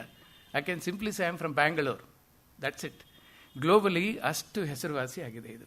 Of course ಸಮಸ್ಯೆಗಳು ಜಾಸ್ತಿ ಇದೆ, ದುರಂತಗಳು ಹೆಚ್ಚಾಗ್ತಿದೆ, ಆತ್ಮಹತ್ಯೆಗಳು ಹೆಚ್ಚಾಗ್ತಿದೆ. Let us discuss those things in future. So ಇದು ಒಂದು. ಆಮೇಲೆ ನಗರ ನೋಡಿ ಈ ಮಟ್ಟದಲ್ಲಿ ring road, outer ring road ಎಲ್ಲವನ್ನು ಮೀರಿ ಬೆಂಗಳೂರು ಬೆಳೀತಾ ಇದೆ. ತಾವೆಲ್ಲ ಗಮನಿಸಿರ್ಬೋದು. ಈಗ ನೋಡಿ, ದುರಂತ ಅಂದರೆ ಹೊರಭಾಗದಲ್ಲಿ, ನಗರದ ಹೊರಭಾಗದಲ್ಲಿ ಬೆಳವಣಿಗೆ ಆದರೆ it's okay. But existing city ಲಿಮಿಟ್ಸಲ್ಲೂ ಕೂಡ ಈ ಡೆವಲಪರ್ಸ್ ಎಲ್ಲಿ ಅಟ್ಯಾಕ್ ಮಾಡ್ತಾರೆ ಹೇಳಿ ನೋಡೋಣ. ಈಗ ನಮ್ಮ ಹನುಮಂತ ನಗರಕ್ಕೆ ಬಂದು ಅಟ್ಯಾಕ್ ಮಾಡೋಕ್ಕಾಗಲ್ಲ, ಚಾಮರಾಜಪೇಟೆಗೆ ಆಗಲ್ಲ, ಜಯನಗರ ಆಗಲ್ಲ. ಎಲ್ಲಿ ಸ್ಲಮ್ಸ್ ಇರುತ್ತೆ ಅದು ಹಿಡಿತಾರೆ. ಸ್ಲಮ್ಸನ್ನು ಇವಾಕ್ಯುಯೇಟ್ ಮಾಡ್ತಾರೆ ಅಲ್ಲಿಂದ. ಅವ್ರಿಗೇನೋ ಸ್ವಲ್ಪ ಬೇರೆ ಫೆಸಿಲಿಟೀಸ್ ಮಾಡಿ, ಒಂದಷ್ಟು ಕೋಟಿಗಳು ಖರ್ಚು ಮಾಡಿ ಏನೋ ಮಾಡಿ, it is easy for them to vacate from that place. ಅಲ್ಲಿ ಮಾಡರ್ನ್ ಟೌನ್ಶಿಪ್ ಬರುತ್ತೆ. ಅದು ಹೇಗಾಗ್ತಿದೆ ಅಂತಂದರೆ total transformation. Bengaluru you cannot identify. ಆ ಮಟ್ಟದಲ್ಲಿ ಬಿನ್ನಿ ಮಿಲ್ ಏರಿಯಾ ಹೋಗಿ ನೋಡಿ. In another 2 years you literally can't recognise ಇಲ್ಲಿ ಬಿನ್ನಿ ಮಿಲ್ ಇತ್ತು ಅಂತ ಹೇಳ್ಬಿಟ್ಟು. ಆರಿಯನ್ ಮಾಲ್ ಏನಾಗಿದೆ ಇವತ್ತಿನ ದಿನ, ಅಲ್ಲಿ ಆ ಜಾಗ ಹೇಗಿತ್ತು, ಹೇಗೆ ಕನ್ವರ್ಟ್ ಆಗಿದೆ, ಎದುರುಗಡೆ ಅಪಾರ್ಟ್ಮೆಂಟ್ಗಳು ಹೇಗೆ ಬಂದಿದೆ. ಜೆಡಿ ಮರ ಸಿಗ್ನಲ್ ಹತ್ರ JP ನಗರದಲ್ಲಿ ಹೇಗಿತ್ತು ಜಾಗ, ಅಲ್ಲಿ ಸ್ಲಮ್ ಇತ್ತು, ಇವತ್ತು ಸ್ಲಮ್ ಇಲ್ಲ ಅಲ್ಲಿ. I don't know where is it gone. Another new modern township is coming over they. So total transformation. Even existing ನಮ್ಮ ಹನುಮಂತ ನಗರನೇ ತಗೊಳ್ಳಿ, ಬೇರೆ ವಿಚಾರ ಮಾಡೋದು ಬೇಡ. ಒಳಗಡೆ ಹೋಗಿ ಇಂಟೀರಿಯರು ಎಲ್ಲಿ ಸೇಲ್ ಆದರೆ ಅಲ್ಲಿ 5 ಫ್ಲೋರ್ ಬಿಲ್ಡಿಂಗ್ ಬರುತ್ತೆ, 5 ಫ್ಯಾಮಿಲಿಗಳು ಬರುತ್ತೆ, 10 ಕಾರ್ಗಳು ಬರುತ್ತೆ, ಸಣ್ಣ ಸಣ್ಣ ರಸ್ತೆಗಳು, narrow roads. Where do they park? The biggest problem. I mean there is no planning at all. America ಅಂತ ದೇಶದಲ್ಲಿ ಅಲ್ಲಿ ವಾಸ ಮಾಡೋ ಜಾಗನೇ ಬೇರೆ, ಅಫಿಷಿಯಲ್ ಪ್ಲೇಸಸ್ಸೇ ಬೇರೆ. ತಾವೆಲ್ಲ ನೋಡಿರ್ತೀರಿ, ಎಷ್ಟು ಜನ ಮಕ್ಕಳು ಅಮೆರಿಕದಲ್ಲಿರ್ತಾರೆ, ನೀವೆಲ್ಲ ಹೋಗಿ ಬರ್ತಾ ಇರ್ತೀರಿ. ಸೊ ಅಲ್ಲಿ ಡೌನ್ ಟೌನ್ ಅಂತ ಹೇಳಿದ್ರೆ ಅಲ್ಲಿ ಮಾತ್ರ ಆಫೀಸ್ಗಳೆಲ್ಲ ಇರುತ್ತೆ. ಅದರ್ವೈಸ್ ರಸ್ತೆಗಳು ಹೇಗಿರುತ್ತೆ ಅಂತಂದರೆ ಎವ್ರಿಥಿಂಗ್ ಇಸ್ ಫೆನ್ಸ್ಡ್. 10 ಅಡಿ ಡ್ರೆಂಚ್ ಇರುತ್ತೆ. ಮಳೆ ಬಂದರೆ ಒಂದು ಹನಿ ರಸ್ತೆ ಮೇಲೆ ನಿಲ್ಲಲ್ಲ. ಅದೆಲ್ಲ ನಾನು ಹೋಗ್ತಾ ಹೇಳ್ತೀನಿ. ಬಟ್ ನಮ್ಮಲ್ಲಿ ದುರಂತ ಅಂದರೆ ಇದು. ನಮಗೆ ಸಮಸ್ಯೆಗಳಿಗೆ ಕಾರಣಗಳನ್ನ ನಾನು ಹೇಳ್ತಾ ಇದ್ದೀನಿ. ಇವತ್ತು ಯಾರನ್ನಾದರೂ ಕೇಳಿದ್ರೆ ಎಲ್ಲಿದ್ದೀರಿ ಅಂದರೆ ನಾನು 17th ಫ್ಲೋರಲ್ಲಿದ್ದೀನಿ ಸರ್, 20th ಫ್ಲೋರಲ್ಲಿ ವಾಸ ಮಾಡ್ತಾ ಇದ್ದೀನಿ ಸರ್ ಅಂತ. ಒಂದು ಕಾಲ ಇತ್ತು, ನಾವೇ ನೋಡಿದ್ದೀವಿ, 2 ಫ್ಲೋರ್ ಮನೆ ಇದೆ ಅಂದರೆ ಆಗರ್ಭ ಶ್ರೀಮಂತ ಬೆಂಗಳೂರಲ್ಲಿ. 2 floors ಮನೆ ಮುಂದೆ ಪ್ರೀಮಿಯರ್ ಪದ್ಮಿನಿ ಕಾರ್ ಇದೆ ಅಂತಂದರೆ ಗ್ರೇಟ್. ಅಂಬಾಸಿಡರ್ ಕಾರ್ ಬಂದರೆ ಯಾರೋ ರಾಜಕೀಯ ವ್ಯಕ್ತಿ ಬಂದರು ಅಂತ. ನಮ್ಮೂರಿಗೆ MLA ಬಂದಾಗ ಮಾತ್ರ ನಾವು ಅಂಬಾಸಿಡರ್ ಕಾರ್ ನೋಡ್ತಾ ಇದ್ವಿ, ನಮಸ್ಕಾರ ಮಾಡ್ಕೊಂಡು. ಅವ್ರು ಎಲೆಕ್ಷನ್ ಟೈಮಲ್ಲಿ ಮಾತ್ರ ಟೊಪ್ಪು ಇಟ್ಕೊಂಡು ಬರೋರು. ಆಮೇಲೆ ನೋಡ್ತಾನೆ ಇರಲಿಲ್ಲ ಅವ್ರನ್ನ. 5 ವರ್ಷ ವ್ಯಾನಿಸ್ಟ್. ವೇರ್ ಇಸ್ ಈ ನೋಬಡಿ ನೋಸ್. ರಾಮೇಗೌಡರು ಅಂತಿದ್ರು ನಮಗೆ. ನಮ್ಮ ಮಕ್ಕಳು ಬಲ್ ಖುಷಿ ರಾಮೇಗೌಡರು ಬರ್ತಾರೆ ಅಂತ ಹೇಳಿ. ಅಂಬಾಸಿಡರ್ ಕಾರ್ ಬರ್ತಿತ್ತು ಅಂತ, ಅವ್ರು ಬರ್ತಾರೆ ಅಂತಲ್ಲ. Because we not seen car those days. ಆ ಒಂದು ಟ್ರಾನ್ಸ್ಫಾರ್ಮೇಷನ್. ಈಗ ಬದಲಾವಣೆಗಳು ಹೇಗಿದೆ. ನಮ್ಮ ನಗರದಲ್ಲಿ ಇರ್ತಕ್ಕಂಥ ಕಾರ್ಗಳು ಯಾವುದಿಲ್ಲ. ಜಾಗ್ವಾರ್, BMW, ಮರ್ಸಿಡೀಸ್ ಬೆಂಜ್, ಆಡಿ, ವಾಟ್ ನಾಟ್. ಬಟ್ ಅನ್ಫಾರ್ಚುನೇಟ್ ದುರಂತ ಅಂದರೆ ರಸ್ತೆಗಳೇ ಇಲ್ಲ. ನೀವು 1 ಕೋಟಿ 1.5 ಕೋಟಿ ವೆಹಿಕಲ್ ಇಟ್ಕೊಂಡ್ರು ಕೂಡ we don't have roads here. ಇನ್ನೂ ಒಂದು ದುರಂತ ಅಂತಂದರೆ ವಾಹನಗಳನ್ನು ಎಲ್ಲಿ ಚಾಲನೆ ಮಾಡಬೇಕು? We have to drive on roads only. But do we have road? ನಮಗೆ ನಿಜವಾಗ್ಲೂ ರಸ್ತೆಗಳಿದೆಯಾ ಬೆಂಗಳೂರಲ್ಲಿ? How many people? ವಾಹನಗಳನ್ನು ಹೊರತುಪಡಿಸಿ ಬೇರೆ ಏನೆಲ್ಲ ಆಕ್ರಮಿಸಿಲ್ಲ ರಸ್ತೆಗಳನ್ನು. ಫುಟ್ಪಾತ್ ನೇಮ್ ಸೇಕ್ ಅದೆಲ್ಲವೂ ಇರುತ್ತೆ ಅಲ್ಲಿ. ಫುಟ್ಪಾತ್ ಅಂತ ನೀವು ಹುಡ್ಕೊಂಡು ಹೋಗ್ಬೇಕು ಎಲ್ಲಾದ್ರೂ ಇದೆಯಾ ಅಂತ ಹೇಳ್ಬಿಟ್ಟು. ಪಾದಚಾರಿ ಪ್ರಾಬ್ಲಮ್ ಕೇಳೋಕಿಲ್ಲ. ಆಮೇಲೆ ಹಸು, ದನ, ಕರು, ಎಮ್ಮೆ, anything can come to road. Beggars can come to road. ಆಮೇಲೆ ವೆಜಿಟಬಲ್ ವೆಂಡರ್ಸ್. ರಾಜಕೀಯ, ಇವಾಗ ಎಲೆಕ್ಷನ್ ಬರ್ತಾ ಇದೆ, ದೇವರಗತಿ ನೆಕ್ಸ್ಟ್ 2 months ಎಲ್ಲ ದಿಗ್ಗಜರುಗಳು ರಸ್ತೆಗೆ ಇಳಿತಾರೆ. Traffic jam. Prime minister, chief ಮಿನಿಸ್ಟ್ರುಗಳು ಎಲ್ಲ ಅದು ಒಂದು ಓಟ್ ಕೇಳೋದಕ್ಕೆ ಮೆರವಣಿಗೆ ಶುರುವಾಯಿತು ಅಂದರೆ ಆ ರೋಡ್ ಬ್ಲಾಕ್. ಸಾರ್ವಜನಿಕರನ್ನ ಯಾರು ತೊಂದರೆಗಳನ್ನು ಕೇಳೋ ಇದಕ್ಕೆ ಹೋಗಲ್ಲ. ಆಮೇಲೆ ನಾವೇನು ಮಾಡ್ತೀವಿ, ಗಣೇಶ ಉತ್ಸವ ಅಂತ ಇಟ್ಕೊಳ್ಳಿ, ಯಾರು ಎಲ್ಲಿ ಬೇಕಾದ್ರೂ ರೋಡ್ ಬ್ಲಾಕ್ ಮಾಡಿ ಅಲ್ಲಿಡ್ಬೋದು. ಅದಕ್ಕೇನು ಪರ್ಮಿಷನ್ ಬೇಕು ಅಂತಿಲ್ಲ. ಕನ್ನಡ ರಾಜ್ಯೋತ್ಸವ ಬಂದರೆ ಬಾವುಟ ನಾವು ಎಲ್ಲಿ ಬೇಕಾದ್ರೂ ಇಡ್ಬೋದು. We take the law into our hands. We don't have to ask anybody. ಹೀಗೆ ಒಂದು ಯಾರೋ ಒಬ್ಬ ಫಿಲಮ್ ಆ್ಯಕ್ಟ್ರು ಬರ್ತ್ಡೇ ಅಂತ ಇಟ್ಕೊಳ್ಳಿ, ರೋಡ್ ಬ್ಲಾಕ್, ಕಟೌಟ್ಗಳು, ಫ್ಲಕ್ಸ್ಗಳು, ಇದೆಲ್ಲ ಸಮಸ್ಯೆಗಳನ್ನು ನಾನು ಬರ್ತಾ ನಿಮಗೆ. ಹಾಗಾಗಿ ವಾಹನ ಚಾಲಕರು ಎಲ್ಲಿ ಓಡಾಡಬೇಕು ರಸ್ತೆಯಲ್ಲಿ ಎಲ್ಲವನ್ನೂ ಯಾರಿಗೂ ತಗಲಿಸ್ದಾಗೆ ಬಹಳ ಕೇರ್ಫುಲ್ಲಾಗಿ ಅವನು ಆನ್ ಟೈಮ್ ರೀಚ್ ಆಗಬೇಕು ಕಂಪನಿಗಳಿಗೆ, ಕಂಪನಿಯಿಂದ ಮತ್ತು ಎಂಪ್ಲಾಯೀಸ್ ಆ್ಯಂಡ್ ಟ್ರಾನ್ಸ್ಪೋರ್ಟೇಷನ್ ಮಾಡುವಾಗ. ಸೊ ಈ ಕಾರ್ಯಕ್ರಮ ನಾನು ಸಾರ್ವಜನಿಕವಾಗಿ ಮಾಡ್ತಾ ಇರೋದ್ರಿಂದ ಇದೇ ಫಸ್ಟ್ ಟೈಮ್ ಆ್ಯಕ್ಚುಲಿ DVG ಅವರ ಆಶೀರ್ವಾದ ನನಗೆ ಬೇಕು. ಅವರ ಸಭಾಂಗಣದಲ್ಲಿ ನಾನು ಪ್ರಾರಂಭ ಮಾಡಿದ್ದೀನಿ ಒಂದು ಜಾಗೃತಿ ಕಾರ್ಯಕ್ರಮ ಅಂತೇಳಿ. ಅದರ್ವೈಸ್ ವೃತ್ತಿಪರ ಚಾಲಕರಿಗೆ ಮಾತ್ರ ಇದುವರೆಗೂ ಮಾಡ್ಕೊಂಬಂದೆ. ಹಾಗಾಗಿ ಡ್ರೈವರ್ಗೆ ಏನು ಹೇಳಬೇಕೋ ಅದೇ ವಿಚಾರಗಳು ಬರುತ್ತೆ ಕೆಲವೊಮ್ಮೆ. ಸೊ ಇಲ್ಲಿ ಸಾರ್ವಜನಿಕರ ಸಮಸ್ಯೆ ಕೂಡ ಅದೇನೆ. Because you are in a car, you cannot touch anybody. ಒಂಚೂರು ಏನಾದರೂ ತಗಲ್ತು ಅಂದರೆ you are finished. Road rage ಪ್ರಾರಂಭ ಆಗುತ್ತೆ, ಅಲ್ಲಿ ಜಗಳ ಶುರುವಾಗುತ್ತೆ, ಇಡೀ ವಂಶ, ನಮ್ಮ ವಂಶನೇ ಅವರು ತರ್ತಾರೆ ಅಲ್ಲಿ. ಅದಾದ ಮೇಲೆ ಮಾರಾಮಾರಿ ಆಗುತ್ತೆ. ಆಮೇಲೆ ಕೊನೆಯದಾಗಿ ಎನ್ಫೋರ್ಸ್ಮೆಂಟ್ ಮಾಡಬೇಕಾದವರು ಪೋಸ್ಟ್ ಮಾರ್ಟಮ್ ಮಾಡಕ್ಕೆ ಬರ್ತಾರೆ ಅಲ್ಲಿ, ಯಾಕ್ರೆ ಹೇಗೆ ಮಾಡ್ತಿದ್ದೀರಾ ಹೋಗಪ್ಪ ಅಂತ. ಸೊ ಇದು ನಮ್ಮ ಸ್ಥಿತಿ. ಎನಿವೆ, ಈ ಸ್ಥಿತಿನಲ್ಲೇ ನಾವು ಬದುಕ್ತಾ ಇದ್ದೀವಿ, ನೆಮ್ಮದಿಯಾಗೂ ಇದ್ದೀವಿ ಹೇಳಬೇಕು ಅಂತಂದರೆ ಬೆಂಗಳೂರಲ್ಲಿ. ಸೊ ಈ ಒಂದು ಸ್ವಲ್ಪ ನಗರದ ಬಗ್ಗೆ ನಿಮಗೆ ಹೇಳಿದ್ದೀನಿ. ಈಗಾಗಲೇ ನೀವು ನೋಡ್ತಾ ಇದ್ದೀರಿ, ಮಿನಿಮಮ್ 20 ಫ್ಲೋರ್ಸ್ ಬಿಲ್ಡಿಂಗ್ಸ್ ಎಲ್ಲಿದ್ರು ಅಲ್ಲೆಲ್ಲ ಹೆಲಿಪ್ಯಾಡ್ಸ್ ಆಗ್ತಾ ಇದೆ. That means very soon you are going to witness heli service, like taxi service ಏನಿದೆ ರೋಡಲ್ಲಿ, ಹಾಗೆ ಹೆಲಿ ಸರ್ವಿಸು ಖಂಡಿತ ಬೆಂಗಳೂರಿಗೆ ಬರುತ್ತೆ, ಅನಿವಾರ್ಯ, ಅದಿಲ್ಲದೆ ಆಗೋಲ್ಲ.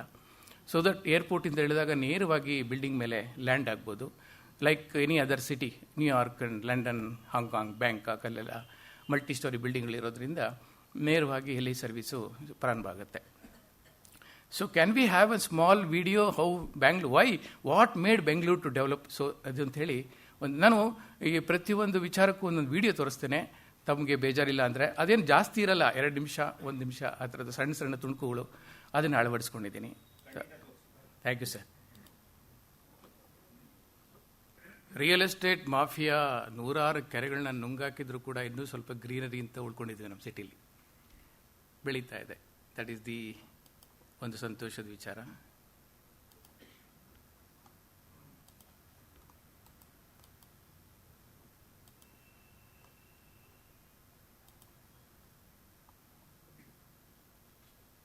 Number of vehicles, growth of vehicle rate Bangalore city ಅವರು ಕೊಟ್ಟಿರೋದು ವರ್ಷ ಎಷ್ಟಾಯಿತು ಅಂತ ಹೇಳಿ. ಗ್ರೋತ್ ಆಫ್ ವೆಹಿಕಲ್ ಇನ್ ಬ್ಯಾಂಗ್ಳೂರ್ 2014ವರೆಗೂ ನನಗಿದೆ 53.92 ಲ್ಯಾಕ್ಸ್ ಇತ್ತು. ಈಗ ಡಿಸೆಂಬರ್ 2017 ಅಷ್ಟೊತ್ತಿಗೆ 80 ಲಕ್ಷ ಇದೆ. ಅದು ಲೇಟೆಸ್ಟ್ ಸ್ಟ್ಯಾಟಿಸ್ಟಿಕ್ಸ್ ನಾನು ತೊಗೊಳಕ್ಕಾಗಿಲ್ಲ, ಬಹುಶಃ ನಾಳೆ ಕೊಡ್ತೇನೆ ನಾನು. This is the police information I got. Accident statistics ತೊಗೊಂಡಾಗ ನಗರದಲ್ಲಿ 2017 ಡಿಸೆಂಬರ್ಗೆ ಫೆಟಲ್ ಆಕ್ಸಿಡೆಂಟ್, ದುರಂತಗಳು 608 ಆಗಿದೆ. ಅಂದರೆ ಭೀಕರವಾದ ಅಪಘಾತ. 641 ಜನ ಸತ್ತಿದ್ದಾರೆ. ನಾನ್ ಫೆಟಲ್ ಅಂದರೆ ಕೈ ಕಾಲು ಏಟಾಗಿರುವಂಥದ್ದು 4452 ಆಗಿದೆ. ಇಂಜೂರ್ಡ್ 4251, ಟೋಟಲ್ 5065 ಅಂತ ಹೇಳಿ ಸ್ಟ್ಯಾಟಿಸ್ಟಿಕ್ಸ್ ಇದೆ. ಇದನ್ನು ಇಂಟು 2 ಮಾಡ್ಕೊಂಬಿಡಿ, ಯಾಕಂದರೆ ಗೌರ್ಮೆಂಟ್ ಕರೆಕ್ಟ್ ಇನ್ಫಾರ್ಮೇಷನ್ ಕೊಡಲ್ಲ, ಇನ್ನೂ ಜಾಸ್ತಿ ಆಗಿರುತ್ತೆ. ಎಸ್, ಒಂದು ಅಂದಾಜು ಬೆಂಗಳೂರು ಮೈಸೂರು ಮಧ್ಯೆ ವೀಕೆಂಡ್ಸಲ್ಲಿ ಮ್ಯಾಕ್ಸಿಮಮ್ ವೆಹಿಕಲ್ಸ್ ಹೋಗುತ್ತೆ ನಮ್ಮ ಬೆಂಗಳೂರು ಕಡೆಯಿಂದ. ಓಕೆ, ಕೇಳಿಸ್ತಾ ಇಲ್ವಾ? ಸಾರಿ. ಅಲ್ಲಿ ಪೊಲೀಸ್ ಇನ್ಫಾರ್ಮೇಷನ್ ಪ್ರಕಾರ 20 ಅಪಘಾತಗಳಾಗುತ್ತೆ ಒಂದು ದಿನಕ್ಕೆ ವೀಕೆಂಡ್ಸಲ್ಲಿ. ಅದರಲ್ಲಿ ಎಷ್ಟು ಜನ ಮರಣ ಹೊಂತಾರೆ ಹೇಳೋಕ್ಕಾಗಲ್ಲ. ಅದರಲ್ಲಿ ಇನ್ನೊಂದಷ್ಟು ಸೀಕ್ರೆಟ್ಸ್ ಇದೆ, ನಾನು ಆಮೇಲೆ ನಿಮ್ಗೆ ಹೇಳ್ತೇನೆ. Population boom due to economic growth ಬ್ಯಾಂಗ್ಳೂರಲ್ಲಿ. Reasons for growth: phenomenal growth in vehicular traffic, slow growth in transport infrastructure, and poor urban planning. ನಮ್ಮಲ್ಲಿ ಇಲ್ಲದೆ ಇರೋದು ಪೂರ್ ಪಾರ್ಕಿಂಗ್ ಇನ್ಫ್ರಾಸ್ಟ್ರಕ್ಚರ್ ಇಲ್ಲದೆ ಇರೋದು. ಅಫ್ಕೋರ್ಸ್ ಆಗ್ತಾ ಇದೆ ಕೆಲವೊಮ್ಮೆ. ಈ IT ಸೆಗ್ಮೆಂಟಲ್ಲಿ ನೋಡಿ, ಅವ್ರವ್ರಿಗೆ ಏನೇನು ಬೇಕೋ ಅವ್ರು ಮಾಡ್ಕೊಂಡ್ಬಿಡ್ತಾರೆ. ಒಳಗಡೆ ಭಾಳ ಚೆನ್ನಾಗಿ ಮಾಡಿರ್ತಾರೆ, ಬಿಲ್ಡಿಂಗ್ ಇರುತ್ತೆ, ಪಾರ್ಕಿಂಗ್ ಎಲ್ಲ, ಸೆಕ್ಯೂರಿಟಿ ಕೂಡ ಭಾಳ ಚೆನ್ನಾಗಿಟ್ಟಿರ್ತಾರೆ. ರೋಡ್ವರೆಗೂ ಕರ್ಕೊಂಬಂದು ಬಿಡೋವರೆಗೂ ಅವ್ರು ಮ್ಯಾನೇಜ್ ಮಾಡಿಬಿಡ್ತಾರೆ. ಆಮೇಲೆ ನಿಮ್ಮನೆ ಬಿಟ್ಬಿಡ್ತಾರೆ ಅಲ್ಲಿ. ಅದಾಗ್ತದೆ.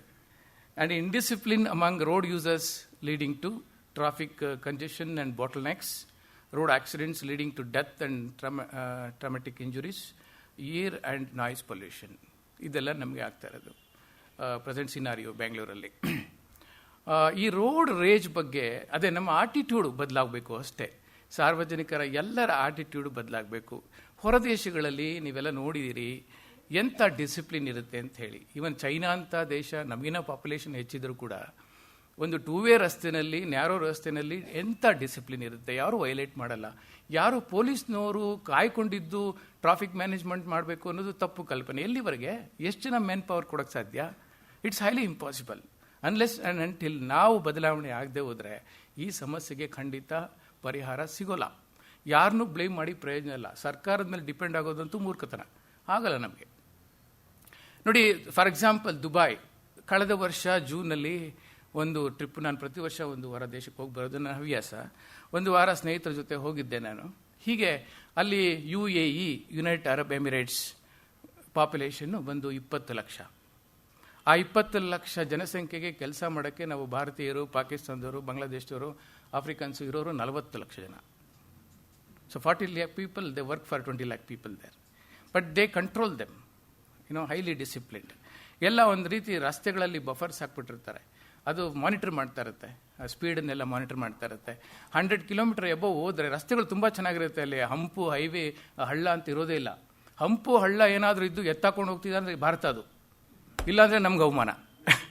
ಆ ಥರ ಪರಿಸ್ಥಿತಿ ಆಗಿಬಿಟ್ಟಿದೆ. ಇನ್ಫ್ಯಾಕ್ಟ್ ಒಂದು ಜೋಕು ಮಾಸ್ಟರ್ ಹಿರಣ್ಣಯ್ಯನವರು ಯಾವುದೋ ಒಂದು ಜೊತೆ ಮೀಡಿಯಾದಲ್ಲಿ ಹೇಳ್ತಾ ಇದ್ದಿದ್ದು ನನ್ನ ನೆನಪಿದೆ.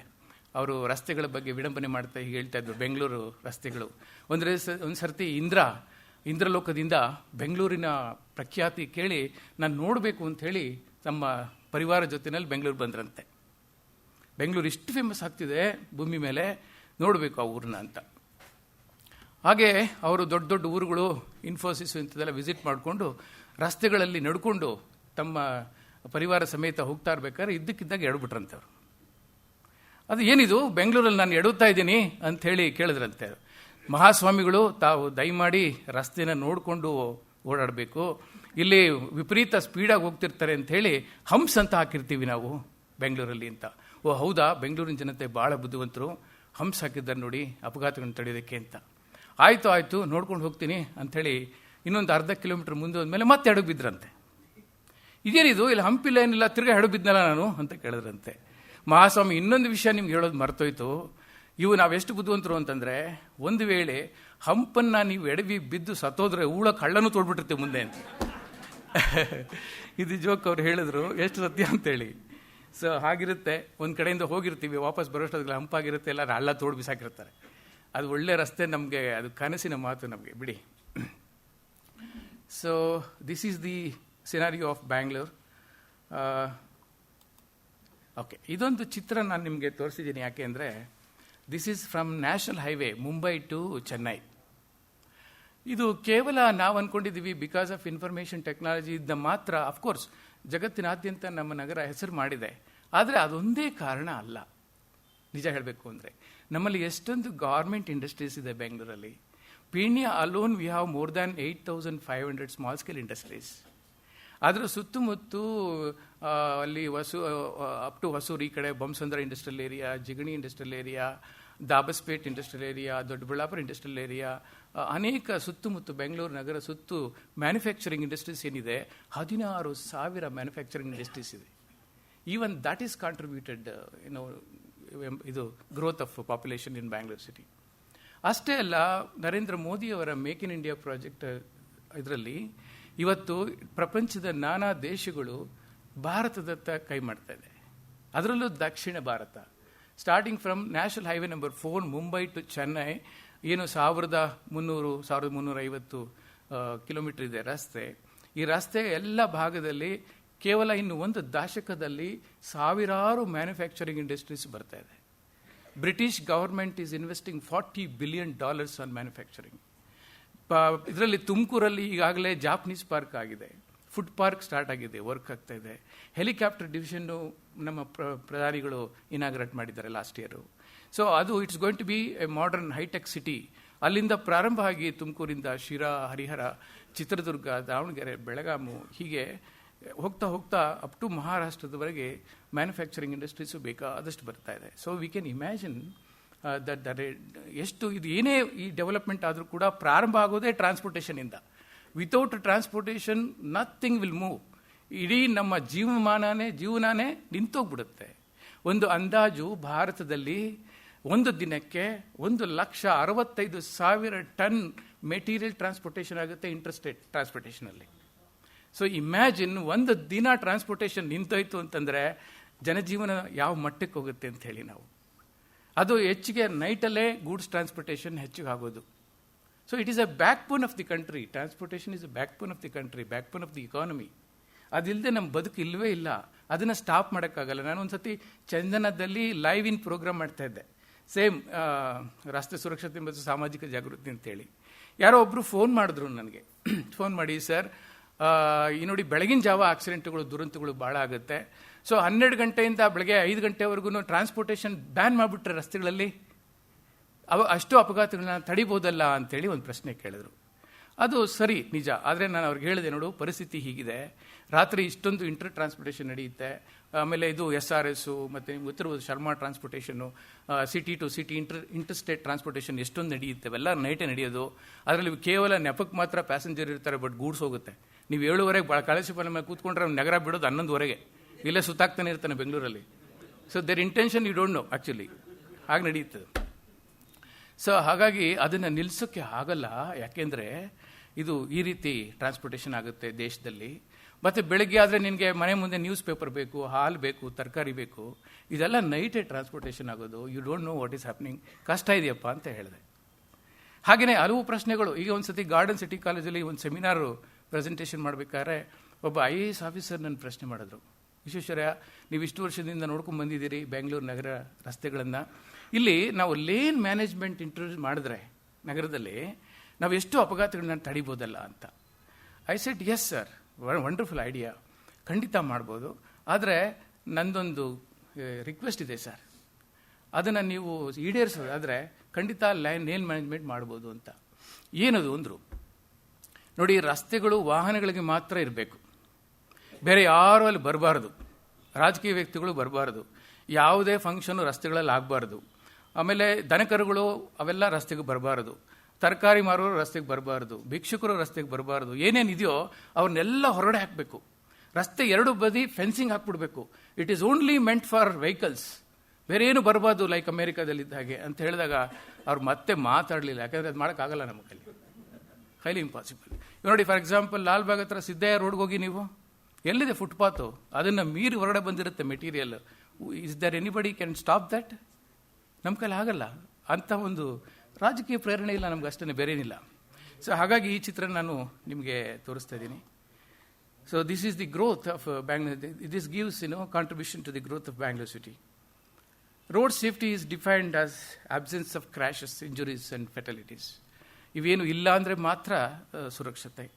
ಆದರೆ ದುರ್ದೈವ, ಅದಿಲ್ಲದೆ ನಮ್ಮ ಬದುಕಿಲ್ಲ ಇವತ್ತು.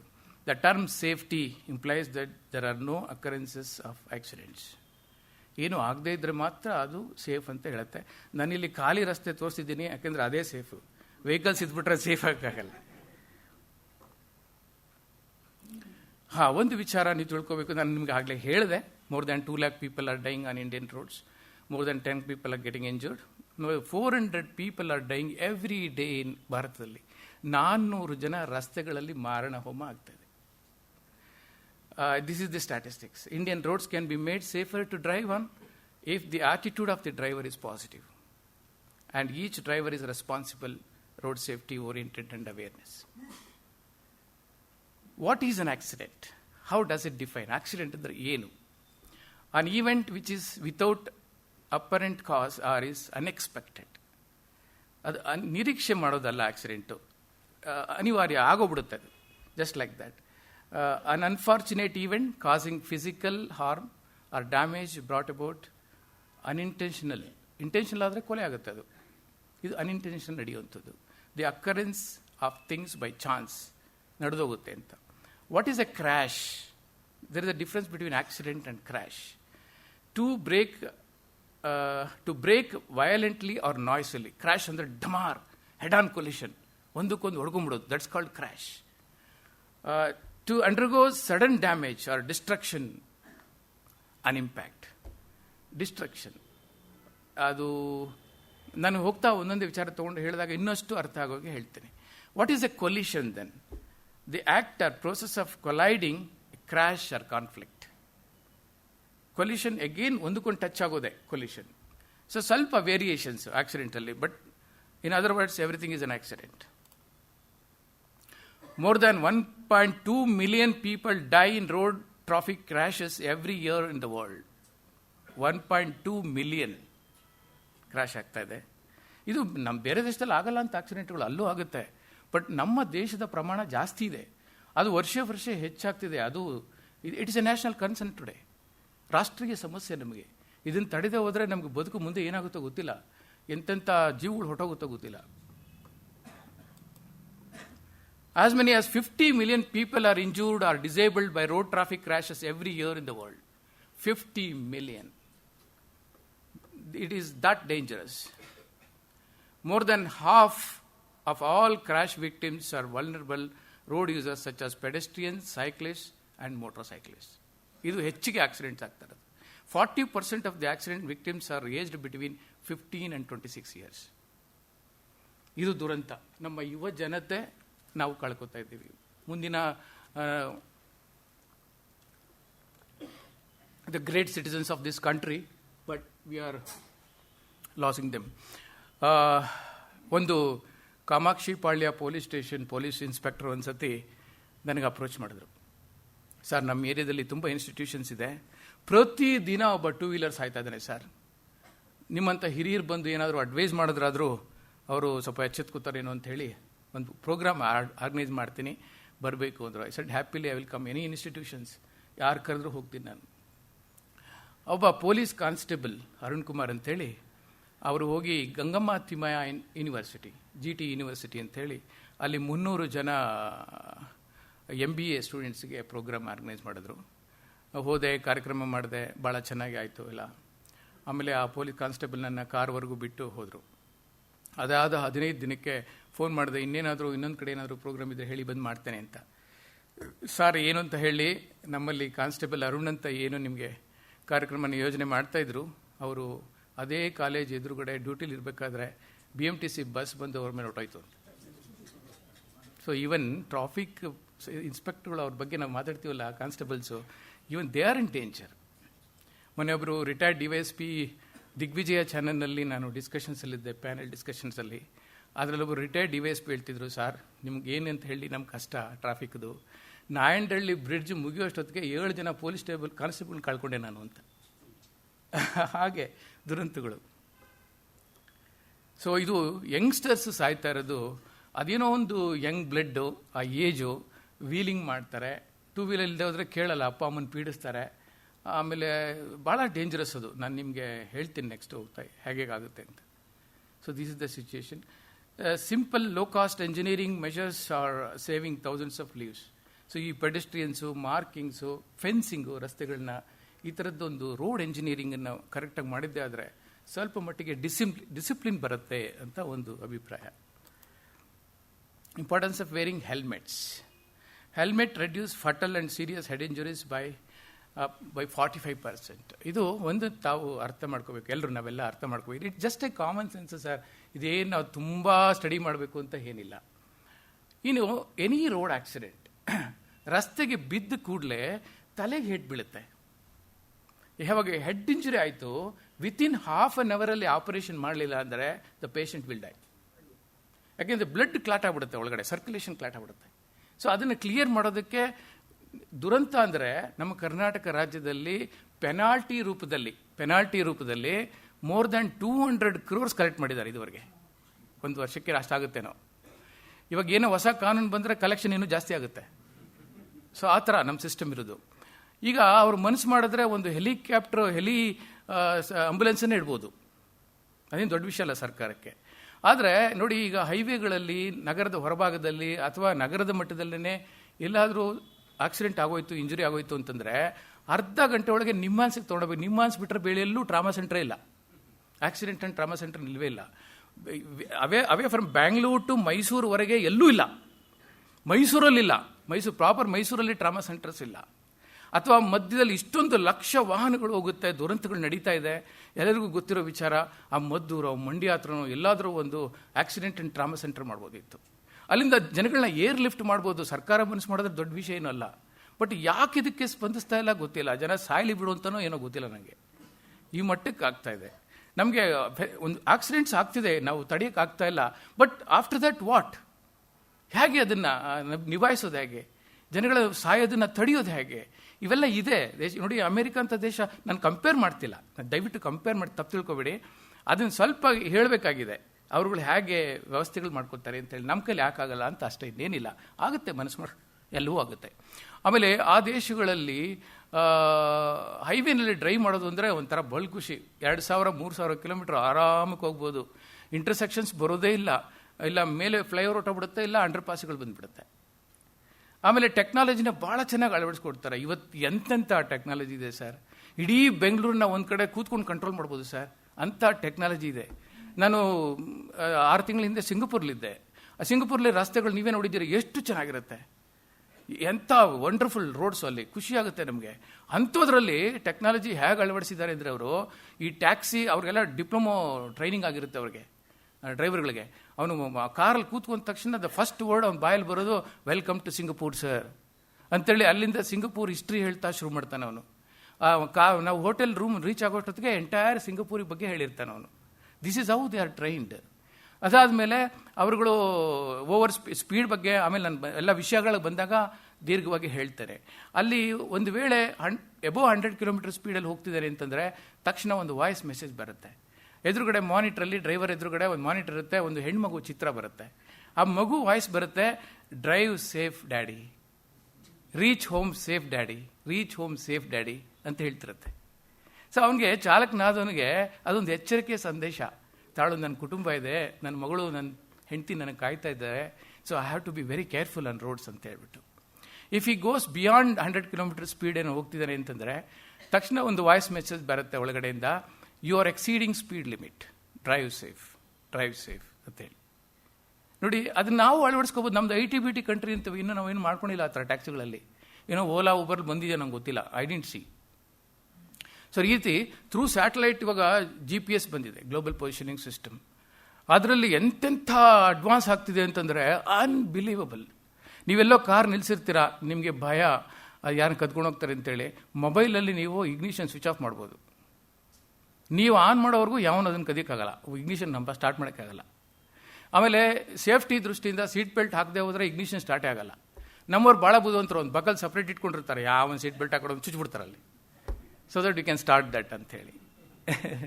ಹೀಗೆಲ್ಲ ಇದೆ. ಓಕೆ, ಸೊ ಇದು ಕಂಪಲ್ಸರಿ ಹೆಲ್ಮೆಟನ್ನು ದಯವಿಟ್ಟು ತಾವು ಮಕ್ಕಳಿಗೆ ಅಡ್ವೈಸ್ ಮಾಡಬೇಕು. ಅವ್ರುಗಳಿಗೂ ಕೂಡ ನಾವು ಎಜುಕೇಟ್ ಮಾಡಬೇಕು, how important their lives are. ನಾವು ಎಷ್ಟು ಕಷ್ಟಪಟ್ಟು ಮಕ್ಕಳನ್ನು ಬೆಳೆಸಿರ್ತೀವಿ, ಎಷ್ಟು ದುರಂತ ನಮ್ಮ ಕಣ್ಣು ಮುಂದೆ ಮಕ್ಕಳು ಸತ್ತರೆ, ಅದು ಆಕ್ಸಿಡೆಂಟ್ಗಳಲ್ಲಿ. ಜೀವನ ಪೂರ್ತಿ ನಾವು ಕೊರಗಿ ಸಾಯಬೇಕಿದು. ಇವ್ರನ್ನ ಅರ್ಥ ಮಾಡ್ಕೊಳ್ಳಲ್ಲ. ಎಷ್ಟೋ ಜನ ಶೋಕಿಗೆ ಇಟ್ಕೊಂಡಿರ್ತಾರೆ, ಸೈಡಲ್ಲಿ ಇಟ್ಕೊಂಡಿರ್ತಾರೆ, ಪೊಲೀಸ್ನವ್ರು ನೋಡಿದ್ರೆ ಮಾತ್ರ ಹೆಲ್ಮೆಟ್ ಹಾಕೋತಾರೆ, ಇಲ್ಲಾಂದ್ರೆ ಹಾಕೊಳ್ಳಲ್ಲ. It is not like that. It is not the enforcement actually that matters.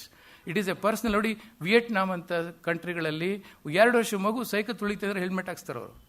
ಆ ಪ್ರಾಕ್ಟೀಸ್ ಆಗ್ಬಿಡ್ಬೇಕಾಗೆ. ಅಮೆರಿಕ ಅಂತ ದೇಶದಲ್ಲಿ ಮಗು ಒಳಗಡೆ ಕೂತ್ಕೊಂಡ ತಕ್ಷಣ ಸೀಟ್ ಬೆಲ್ಟ್ ಕೈ ಹೋಗ್ಬಿಡ್ಬೇಕು, ಪ್ರಾಕ್ಟೀಸ್ ಆಗ್ಬಿಡ್ಬೇಕು, ಇನ್ವೇರಿಯಬ್ಲಿ ಹಾಕಬೇಕದು. ಹಾಗೆ ಇದು ಒಂದು ದುರಂತ ತೋರಿಸ್ತೀನಿ. ಸ್ವಲ್ಪ ಭಯಾನಕವಾಗಿದೆ, ಏನು ಹೆದರುವಂಥ ಅವಶ್ಯಕತೆ ಇಲ್ಲ. ಬಟ್ ಸತ್ಯ ಘಟನೆ ನಡೆದಿದ್ದು. ಹೆಲ್ಮೆಟ್ ಹಾಕದೆ ಹೋದ್ರೆ ಏನಾಗುತ್ತೆ ದುರಂತ ಅನ್ನೋದಕ್ಕೆ. ಇಂಟರ್ನ್ಯಾಷನಲ್ ಏರ್ಪೋರ್ಟ್ ರೋಡಲ್ಲಿ ನಡೆದ ಘಟನೆ ಇದೆ. ಇದು ರೇಸಲ್ಲಿ ಏನಾಗುತ್ತೆ ಅಂತ ಅದೊಂದಾದರೆ, ಇದು ನಾನು ಮುಖ್ಯವಾಗಿ ನಿಮಗೆ ತೋರಿಸ್ಬೇಕಾದ್ದು ಬೆಂಗಳೂರಲ್ಲಿ ನಡೆದ ಸತ್ಯ ಘಟನೆ. ಇದು ಭಾಳ ಎಚ್ಚೆತ್ಕೋಬೇಕು ಇದರಿಂದ.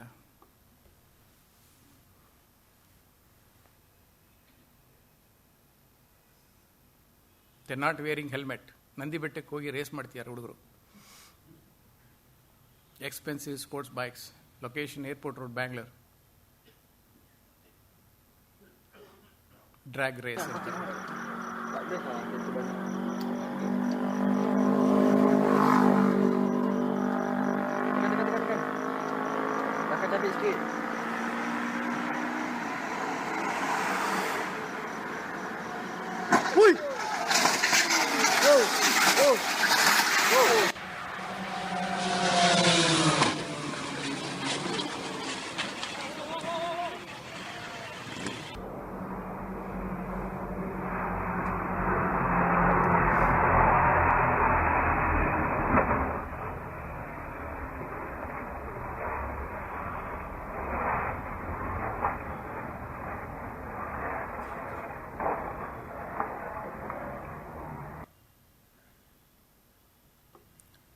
ನಾನು ಜಾಬಲ್ಲಿರಬೇಕಾದ್ರೆ ಎಂಪ್ಲಾಯಿ ಟ್ರಾನ್ಸ್ಪೋರ್ಟೇಷನಲ್ಲಿ ನನಗೆ ಒಂದು ಟೈಟಲ್ ಕೊಟ್ಟಿದ್ದಾರೆ. ಯಾಕೆಂದರೆ 2001ರಿಂದ ನಾನು ಆ ಫೀಲ್ಡಲ್ಲಿರೋದ್ರಿಂದ 15-16 ವರ್ಷಗಳಾಗೋಗ್ಬಿಟ್ಟಿದೆ.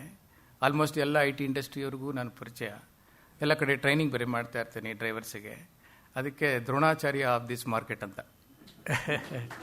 ಸೊ ಹಾಗಾಗಿ ಅನೇಕ ನಾನು ಸ್ವಲ್ಪ ಪ್ರಾಕ್ಟಿಕಲ್ ಎಕ್ಸ್ಪೀರಿಯನ್ಸನ್ನು ಹೆಚ್ಚಿಗೆ ನಿಮ್ಮ ಹತ್ರ ಶೇರ್ ಮಾಡ್ಕೋತೀನಿ. ಆಗುತ್ತೆ ಆಗಬೇಕು ಕೂಡ, ಡೆಫಿನೆಟ್ ಆಗಬೇಕು ಕೂಡ. ಅಲ್ಲಿ ಆಮೇಲೆ ಸರ್ ಪ್ಲೀಸ್. ಓಕೆ, ಯಾಕೆಂದ್ರೆ ನನಗೆ ಫ್ಲೋ ಕಟ್ ಆಗುತ್ತೆ ಅದಕ್ಕೋಸ್ಕರ. ನನ್ನ ಹತ್ರ ಒಬ್ಬ ಸೂಪರ್ವೈಸರ್ ಕೆಲಸ ಮಾಡ್ತಿದ್ರು. ಒಂದು 120 ವೆಹಿಕಲ್ಸನ್ನ VMware ಅಂತ JP ನಗರದಲ್ಲಿ ಒಂದು ಸಂಸ್ಥೆಗೆ ಎಂಪ್ಲಾಯ್ ಟ್ರಾನ್ಸ್ಪೋರ್ಟೇಷನ್ ಕೊಟ್ಟಿದ್ದೆ. I use to monitor. ನನ್ನ ಹತ್ರ ಒಂದು 2,000-3,000 ವೆಹಿಕಲ್ಗಳನ್ನು ನಾನು ಕಂಟ್ರೋಲ್ ಮಾಡ್ತಾ ಇದ್ದೆ ಆ ಸಂಸ್ಥೆಯಲ್ಲಿ. ಹೀಗೆ 31st ನೈಟು ಒಂದಿನ 3 ಜನ ಡ್ರೈವರ್ಸು, ಸೂಪರ್ವೈಸರು, 4 ಜನ ಬಾರಲ್ಲೂ ಕೂತು ಪಾರ್ಟಿ ಮಾಡಿದ್ದಾರೆ. ಹೊಸ ವರ್ಷದ ಸೆಲೆಬ್ರೇಷನ್ಸ್ ಮಾಡಿದ್ದಾರೆ. ಕಂಠು ಪೂರ್ತಿ ಕುಡಿದಿದ್ದಾರೆ. ಕುಡಿದಾದ್ಮೇಲೆ ಮನೆಗೆ ಹೋಗಿದ್ರೆ ಅಪಘಾತಗಳು ತಪ್ತಿತ್ತೇನೋ. ಒಂದು ಜಾಲಿ ರೈಡ್ ಹೋಗೋಣ ಅಂತ ಹೇಳಿ ತುಮಕೂರು ರೋಡಲ್ಲಿ ಹೊರಟಿದ್ದಾರೆ 4 ಜನ, ಸ್ವಿಫ್ಟ್ ಕಾರು. ತುಮಕೂರುವರೆಗೂ ಹೋಗಿದ್ದಾರೆ. ಅಲ್ಲೊಂದು ಬೇಕರಿ ಹತ್ರ ನಿಲ್ಲಿಸಿ ಟೀ ಕುಡಿದು ಬಂದು ತಿಂದು, ಮತ್ತು ಬೆಳಗ್ಗೆ 6 ಗಂಟೆಗೆ ಮತ್ತೆ ಡ್ಯೂಟಿ ಇದೆ, ಹಾಗಾಗಿ they have to come back. So ಬೆಳಗಿನ ಜಾವ 2 ಗಂಟೆ ಸಮಯ ಸಿದ್ಧಗಂಗೆ ಹತ್ರ ಕ್ಯಾತ್ಸಂದ್ರ ಅಂತ ಒಂದು ಊರು, ಅಲ್ಲಿ ವಾಪಸ್ ಬರ್ತಾ ಇರಬೇಕಾದ್ರೆ ಆಕ್ಸಿಡೆಂಟ್ ಆಗಿದೆ. ಹೇಗೆ ಅಂದರೆ ಆ ಕಡೆ ಬರ್ತಿರೋದು ಡಿವೈಡರ್ಗೆ ಹೊಡೆದು ಪಕ್ಕದ ರಸ್ತೆಗೆ ಬಿದ್ದು ಟಾಪಲ್ಲಾಗಿ ಮುಂದೆ ಹೋಗ್ತಿರೋ ಲಾರಿಗೆ ಹೊಡೆದು ಹಿಂದೆ ಬರ್ತಿರೋ ಲಾರಿನೂ ಹೊಡೆದಿದೆ. All 4 of them died. So ಬೆಳಗ್ಗೆ ನಾನು ಹ್ಯಾಪಿ ನ್ಯೂ ಇಯರ್ ಅಂತ ಗ್ರೀಟಿಂಗ್ಸ್ ಕಳಿಸ್ತಾ ಇದ್ದೆ. ಮನೆ ಕೂತ್ಕೊಂಡು ಒಂದು ಫೋನ್ ಕಾಲ್ ಬಂತು, ನಿಮ್ಮ ಎಂಪ್ಲಾಯೀಸು ಆಕ್ಸಿಡೆಂಟಲ್ಲಿ ಸತ್ತೋಗಿದ್ದಾರೆ ಸರ್ ಈ ಸ್ಪಾಟಲ್ಲಿ ಅಂತ. ಅವ್ರ ಹತ್ರ ಇದಿತ್ತಲ್ಲ ಅಡ್ರೆಸ್. ಸೊ ಇಮಿಡಿಯೇಟಾಗಿ ನಾನು ಒಬ್ಬರನ್ನ ಕರ್ಕೊಂಡು ಹೊರಟೆ. ಆ ಜಾಗ ನೋಡಿ ನನಗೆ ಎದೆ ಜಲ್ಲೊಂದೋಯ್ತು. ಯಾಕೆಂದರೆ ಅವನು ಫಸ್ಟ್ ಆಫ್ ಆಲ್ ಏನೇನು ಮಿಸ್ಟೇಕ್ ಮಾಡಬೇಕು ಎಲ್ಲವನ್ನೂ ಮಾಡಿದ್ದಾನೆ. 150 ಕಿಲೋಮೀಟರ್ ಸ್ಪೀಡು ಅಲ್ಲಿ ಲಾಕ್ ಆಗಿತ್ತು ಮೀಟ್ರು. ದಟ್ ಮೀನ್ಸ್ ಮತಿ ಇಲ್ಲ, ಆಕ್ಸಿಲೇಟರ್ ತುಳಿದುಬಿಟ್ಟಿದ್ದಾನೆ full. Over speed, rash driving, ನಿದ್ದೆಗೆಟ್ಟು driving, drink and drive, careless, over confidence, ಏನೆಲ್ಲ ಮಾಡಿಲ್ಲ ಅಲ್ಲಿ. ಅಪಘಾತಗಳನ್ನೆಲ್ಲ ನೋಡಿದಾಗ ಸ್ವಯಂಕೃತ ಅಪರಾಧಗಳೇ ಇವೆಲ್ಲ. ಆಮೇಲೆ ಆ ತುಮಕೂರು ಗೌರ್ಮೆಂಟ್ ಆಸ್ಪತ್ರೆಯಲ್ಲಿ ಡೆಡ್ ಬಾಡಿಗಳು ಹಾಕಿದ್ರು. ನನಗೆ ಮುಖ ನೋಡೋ ಧೈರ್ಯ ಬರಲಿಲ್ಲ. ಅವೆಲ್ಲ ಕಚ್ಕೊಂಡ್ಬಿಟ್ಟಿತ್ತಂತೆ ಎಲ್ಲ. ಪ್ಲಾಸ್ಟಿಕ್ ಎಲ್ಲ ಹಳ್ಳಿಯವರು ಬೆಂಕಿ ಇಟ್ಟು ಕಾರಿಗೆ ಸುಟ್ಟು ಕೈಗಳೆಲ್ಲ ಕಿತ್ತು ತೊಗೊಂಡು ಹಾಕಿದ್ರಲ್ಲಿ. ಇದೊಂದು ಎಕ್ಸಾಂಪಲ್ಲು. ಸಾವಿರಾರು ಇದೆ ಹೇಳ್ತಾ ಹೋದ್ರೆ. ನೀವೆಲ್ಲ ನೋಡಿದ್ದೀರಿ, ಪೇಪರ್ ಓದ್ತಾ ಇದ್ದೀರಿ ಏನೇನು ಆಗ್ತಿದೆ ಅಂತೇಳಿ. ಪೇಪರಲ್ಲಿ ಬ್ರೀಫ್ ಆಗ್ತಾರೆ. ಒಂದು ಸ್ವಲ್ಪ ಸೂಕ್ಷ್ಮವಾಗಿ ಯೋಚನೆ ಮಾಡಿ ಅಲ್ಲಿ ಏನು ತಪ್ಪಾಗಿರ್ಬೋದು ಅಂತೇಳಿ ನಿಮಗೆ ಅರ್ಥ ಆಗ್ಬಿಡುತ್ತೆ. ಒಂದು ಸತಿ ಒಬ್ಬ lady IAS officer in Jayalalithaa government, ಅವರು ವಿಧಾನಸೌಧದಲ್ಲಿ ಯಾವುದೋ ಮೀಟಿಂಗ್ ಬರಬೇಕಿತ್ತು. She was travelling from Chennai to Bangalore in a SUV car, ಒಳ್ಳೆ ಕಾರಲ್ಲಿ. ಇದು ಬಹುಶಃ 4-5 ವರ್ಷಗಳಿಂದ ನಡೆದ ಘಟನೆ. ಅವರು ಒಬ್ಬ ಇನ್ಸ್ಪೆಕ್ಟರ್ ಆಫ್ ಪೊಲೀಸ್ ಸೆಕ್ಯೂರಿಟಿ, ಇವರೊಬ್ಬರು ಸೆಕ್ರೆಟರಿ ಮತ್ತು ಡ್ರೈವರು, 4 ಜನ SUV ಕಾರ್ ಬಂದಿದ್ದಾರೆ. ಕೃಷ್ಣಗಿರಿ ಪಕ್ಕದಲ್ಲಿ ಫ್ಲೈಓವರ್ ಇದೆ, ನಿಮಗೆಲ್ಲ ಗೊತ್ತಿದೆ, ಈಗ ಹೈವೇ ಫ್ಲೈಓವರ್ ಆಗಿದೆ. ಅಲ್ಲಿ ಆಕ್ಸಿಡೆಂಟ್ ಆಗಿದೆ. ಅಲ್ಲಿ ಏನಾಗಿದೆ ಅಂದರೆ ಫ್ರಂಟ್ ಟೈರ್ ಒಂದು ಬರ್ಸ್ಟ್ ಆಗಿದೆ. ಟೈರ್ ಬರ್ಸ್ಟ್ ಆದ ತಕ್ಷಣ ಗಾಡಿ ಜಂಪ್ ಆಗಿದೆ. ಜಂಪ್ ಆಗಿ ಟಾಪಲಾಗಿ ಮೇಲಿಂದ ಬಿದ್ದು ಈ ದುರಂತ ನಡೆದೋಯ್ತು. ಈಗ ಅಲ್ಲಿ ಪ್ರಶ್ನೆ ಏನು ಅಂತಂದರೆ, ಈಗ ಮುಂದ್ಗಡೆ ಟೈರ್ ಬರ್ಸ್ಟ್ ಆದರೆ ಹೀಗೆಲ್ಲ ಆಗುತ್ತಾ? ಏನಾಗಿರ್ಬೋದು ಅಲ್ಲಿ? ಕೇವಲ ಫ್ರಂಟ್ ಟೈರ್ ಬರ್ಸ್ಟ್ ಆಗಿಬಿಟ್ರೆ ಗಾಡಿ ಟಾಪಲ್ ಆಗಿಬಿಡುತ್ತಾ? Speed, exactly speed. ಯಾಕೆಂದರೆ ಅನ್ಕಂಟ್ರೋಲಬಲ್ ಸ್ಪೀಡ್ ಅದು. ಈಗ ಇದರಲ್ಲಿ ಫ್ಲೈಓವರ್ಸಲ್ಲಿ 80 ಕಿಲೋಮೀಟರ್ ಸ್ಪೀಡ್ ಹಾಕಿದ್ದಾರೆ ಅಂತಂದರೆ beyond that road will not take you. Driver ಅದನ್ನು ಅರ್ಥ ಮಾಡ್ಕೋಬೇಕು. Scientifically it is proven that it can take only 80 kilometre speed. Suppose 80 kilometre ಸ್ಪೀಡಲ್ಲಿ ಆ ವೆಹಿಕಲ್ ಹೋಗ್ತಾ ಇದ್ರೆ under any circumstances he can control the vehicle ಏನಾದರೂ ಆದರೆ ಓವರ್ ಸ್ಪೀಡ್ ಇದ್ದಾಗ it will go beyond the drivers capacity. ಈ ಮೊನ್ನೆ ಗೊರವನಹಳ್ಳಿ ಹತ್ರ ನಡೆದಿದ್ದು ಅದೇನೆ. ಸರ್, ರೋಡ್ಸ್ ಆರ್ ಓಪನ್, ಅಲ್ಲಿ ಹಳ್ಳಿಗಳಿದೆ, ಪಕ್ಕದಲ್ಲಿ ಮನೆಗಳಿದೆ, anything may come to road. ಒಂದು ಮಗು ಬಂದಿದೆ, ಆ ಮಗುವನ್ನ ಅವಾಯ್ಡ್ ಮಾಡೋದಕ್ಕೆ ಅವನು ಟ್ರೈ ಮಾಡಿದ್ದಾನೆ. ಹೋಗಿ ಡಿವೈಡರ್ ಕೊಡೋದು, ಮರಕ್ಕೆ ಕೊಡೋದು, ಏನೆಲ್ಲ ಆಗಿ ಕಾತ್ತರಿಸುವಾಗ ಬಿದ್ದೋಯ್ತಾ, ಅಷ್ಟು ಜನ ಸತ್ತೋದ್ರು. ಅಂದರೆ ಅವನು ಯೋಚನೆ ಮಾಡ್ಬೇಕು ತಾನೆ, ಆ ಒಂದು ಕಾಮನ್ ಸೆನ್ಸ್ ಅಲ್ವಾ. ನಾನು ಗ್ರಾಮೀಣ ಪ್ರದೇಶದಲ್ಲಿದ್ದೀನಿ, ಹಸು ಬರ್ಬೋದು, ದನ ಬರ್ಬೋದು, ಮಗುನೇ ಬರ್ಬೋದು, ಜನಗಳೇ ಬರ್ಬೋದು, ಎಲ್ಡರ್ಲಿ ಪರ್ಸನ್ ಬರ್ಬೋದು, ರೋಗಿಗಳು ಬರ್ಬೋದು, ಎನಿಥಿಂಗ್ ಮೇ ಹ್ಯಾಪನ್. ಬಟ್ ಏನೇ ಆದರೂ ಕೂಡ ನಾನು ನಿಲ್ಲಿಸೋ ಮಟ್ಟದಲ್ಲಿ ಸ್ಪೀಡಲ್ಲಿ ಇರಬೇಕು. Vehicle should be under my control ಅನ್ನೋ ಒಂದು ಕಾಮನ್ ಸೆನ್ಸ್ ಇದ್ಬಿಟ್ರೆ ಸಾಕು, ಅವಾಯ್ಡ್ ಮಾಡ್ಬೋದು. ಹೀಗೆ ಓಕೆ, ನಾವು let me come to this importance of wearing seat belt. ನಾನಾಗಲೇ ನಿಮ್ಗೆ ಹೇಳಿದೆ, ಎಷ್ಟೋ ಜನಕ್ಕೆ ಸೀಟ್ ಬೆಲ್ಟ್ ಹಾಕೋದೇನೆ ಒಂದು ಏನೋ ಸೋಂಬೇರಿತನ, ಅಥವಾ ನಮ್ಮ ಬಟ್ಟೆ ಹಾಳಾಗ್ಬಿಡುತ್ತೆ ಸರ್, ಇಲ್ಲಿ ಮಾರ್ಕ್ ಬಿದ್ದುಬಿಡುತ್ತೆ, ಹಾಕಲ್ಲ ಅಂತಾರೆ. ಎಂಪ್ಲಾಯೀಸು ಕೆಲವರು, ಅಯ್ಯೋ ಇನ್ನು ಅರ್ಧ ಕಿಲೋಮೀಟರ್ ಇಳಿದ್ಬಿಡ್ತೀನಿ, ಅದಕ್ಕೆ ಯಾಕೆ ನಾನು ಸೀಟ್ ಬೆಲ್ಟ್ ಎಲ್ಲ ಹಾಕೋಬೇಕು ಅಂತೇಳಿ.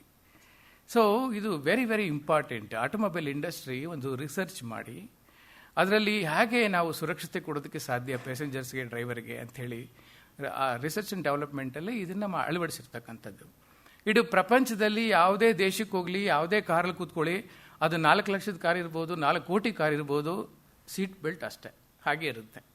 ಒಂದು ಎದೆ ಭಾಗದಲ್ಲಿರುತ್ತೆ, ಇನ್ನೊಂದು ಹೊಟ್ಟೆ ಭಾಗದಲ್ಲಿರುತ್ತೆ, ಬೇರೆ ಎಲ್ಲೂ ಸೀಟ್ ಬೆಲ್ಟ್ ಇರೋದೇ ಇಲ್ಲ. ಬಟ್ ಯಾಕೆ ಹೀಗಿದೆ? How does it safeguard, ನಮ್ಮ ದೇಹವನ್ನು ಹೇಗೆ ರಕ್ಷಣೆ ಮಾಡುತ್ತೆ ಅಂತ ಇಲ್ಲಿ ಕೆಲವು ಸೂಕ್ಷ್ಮಗಳನ್ನು ನಾವು ಯೋಚನೆ ಮಾಡಬೇಕಾಗತ್ತೆ. ಈಗ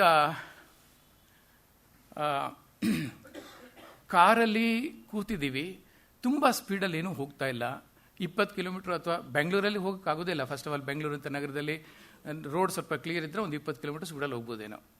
ಆದರೆ ಅಷ್ಟೇ ಸ್ಪೀಡಲ್ಲಿ ಏನಾದರೂ ಸಡನ್ನಾಗಿ ಏನಾದರೂ ಬಂತು ರಸ್ತೆಗೆ ಅಂತ ಬ್ರೇಕ್ ಹಾಕ್ತಾನೆ, ನ್ಯಾಚುರಲಿ ಬ್ರೇಕ್ ಅಪ್ಲೈ ಆಗುತ್ತೆ. ಯಾವಾಗ ಡ್ರೈವರ್ ಬ್ರೇಕ್ ಹಾಕ್ತಾನೆ ನಮ್ಮ ದೇಹ ಎಲ್ಲ ಮುಂದಕ್ಕೆ ಬರುತ್ತೆ, ಅಷ್ಟೇ ಸ್ಪೀಡಲ್ಲಿ ದೇಹವನ್ನು ಹಿಂದಕ್ಕೆ ಬಿಸಾಕತ್ತೆ. So this impact happens inside the vehicle. ಹಾಗಾಗಿ ಇದು ನಾನಾ ಪರ್ಪಸ್ ಇದೆ ಸೀಟ್ ಬೆಲ್ಟ್ ಹಾಕೋದು. ಏನಾಗುತ್ತೆ, ಒಂದು ಫಸ್ಟ್ ಆಫ್ ಆಲ್ ಸೀಟ್ಗೆ ನಮ್ಮ ದೇಹವನ್ನು ಹಿಡಿದು ನಿಲ್ಲಿಸುತ್ತೆ.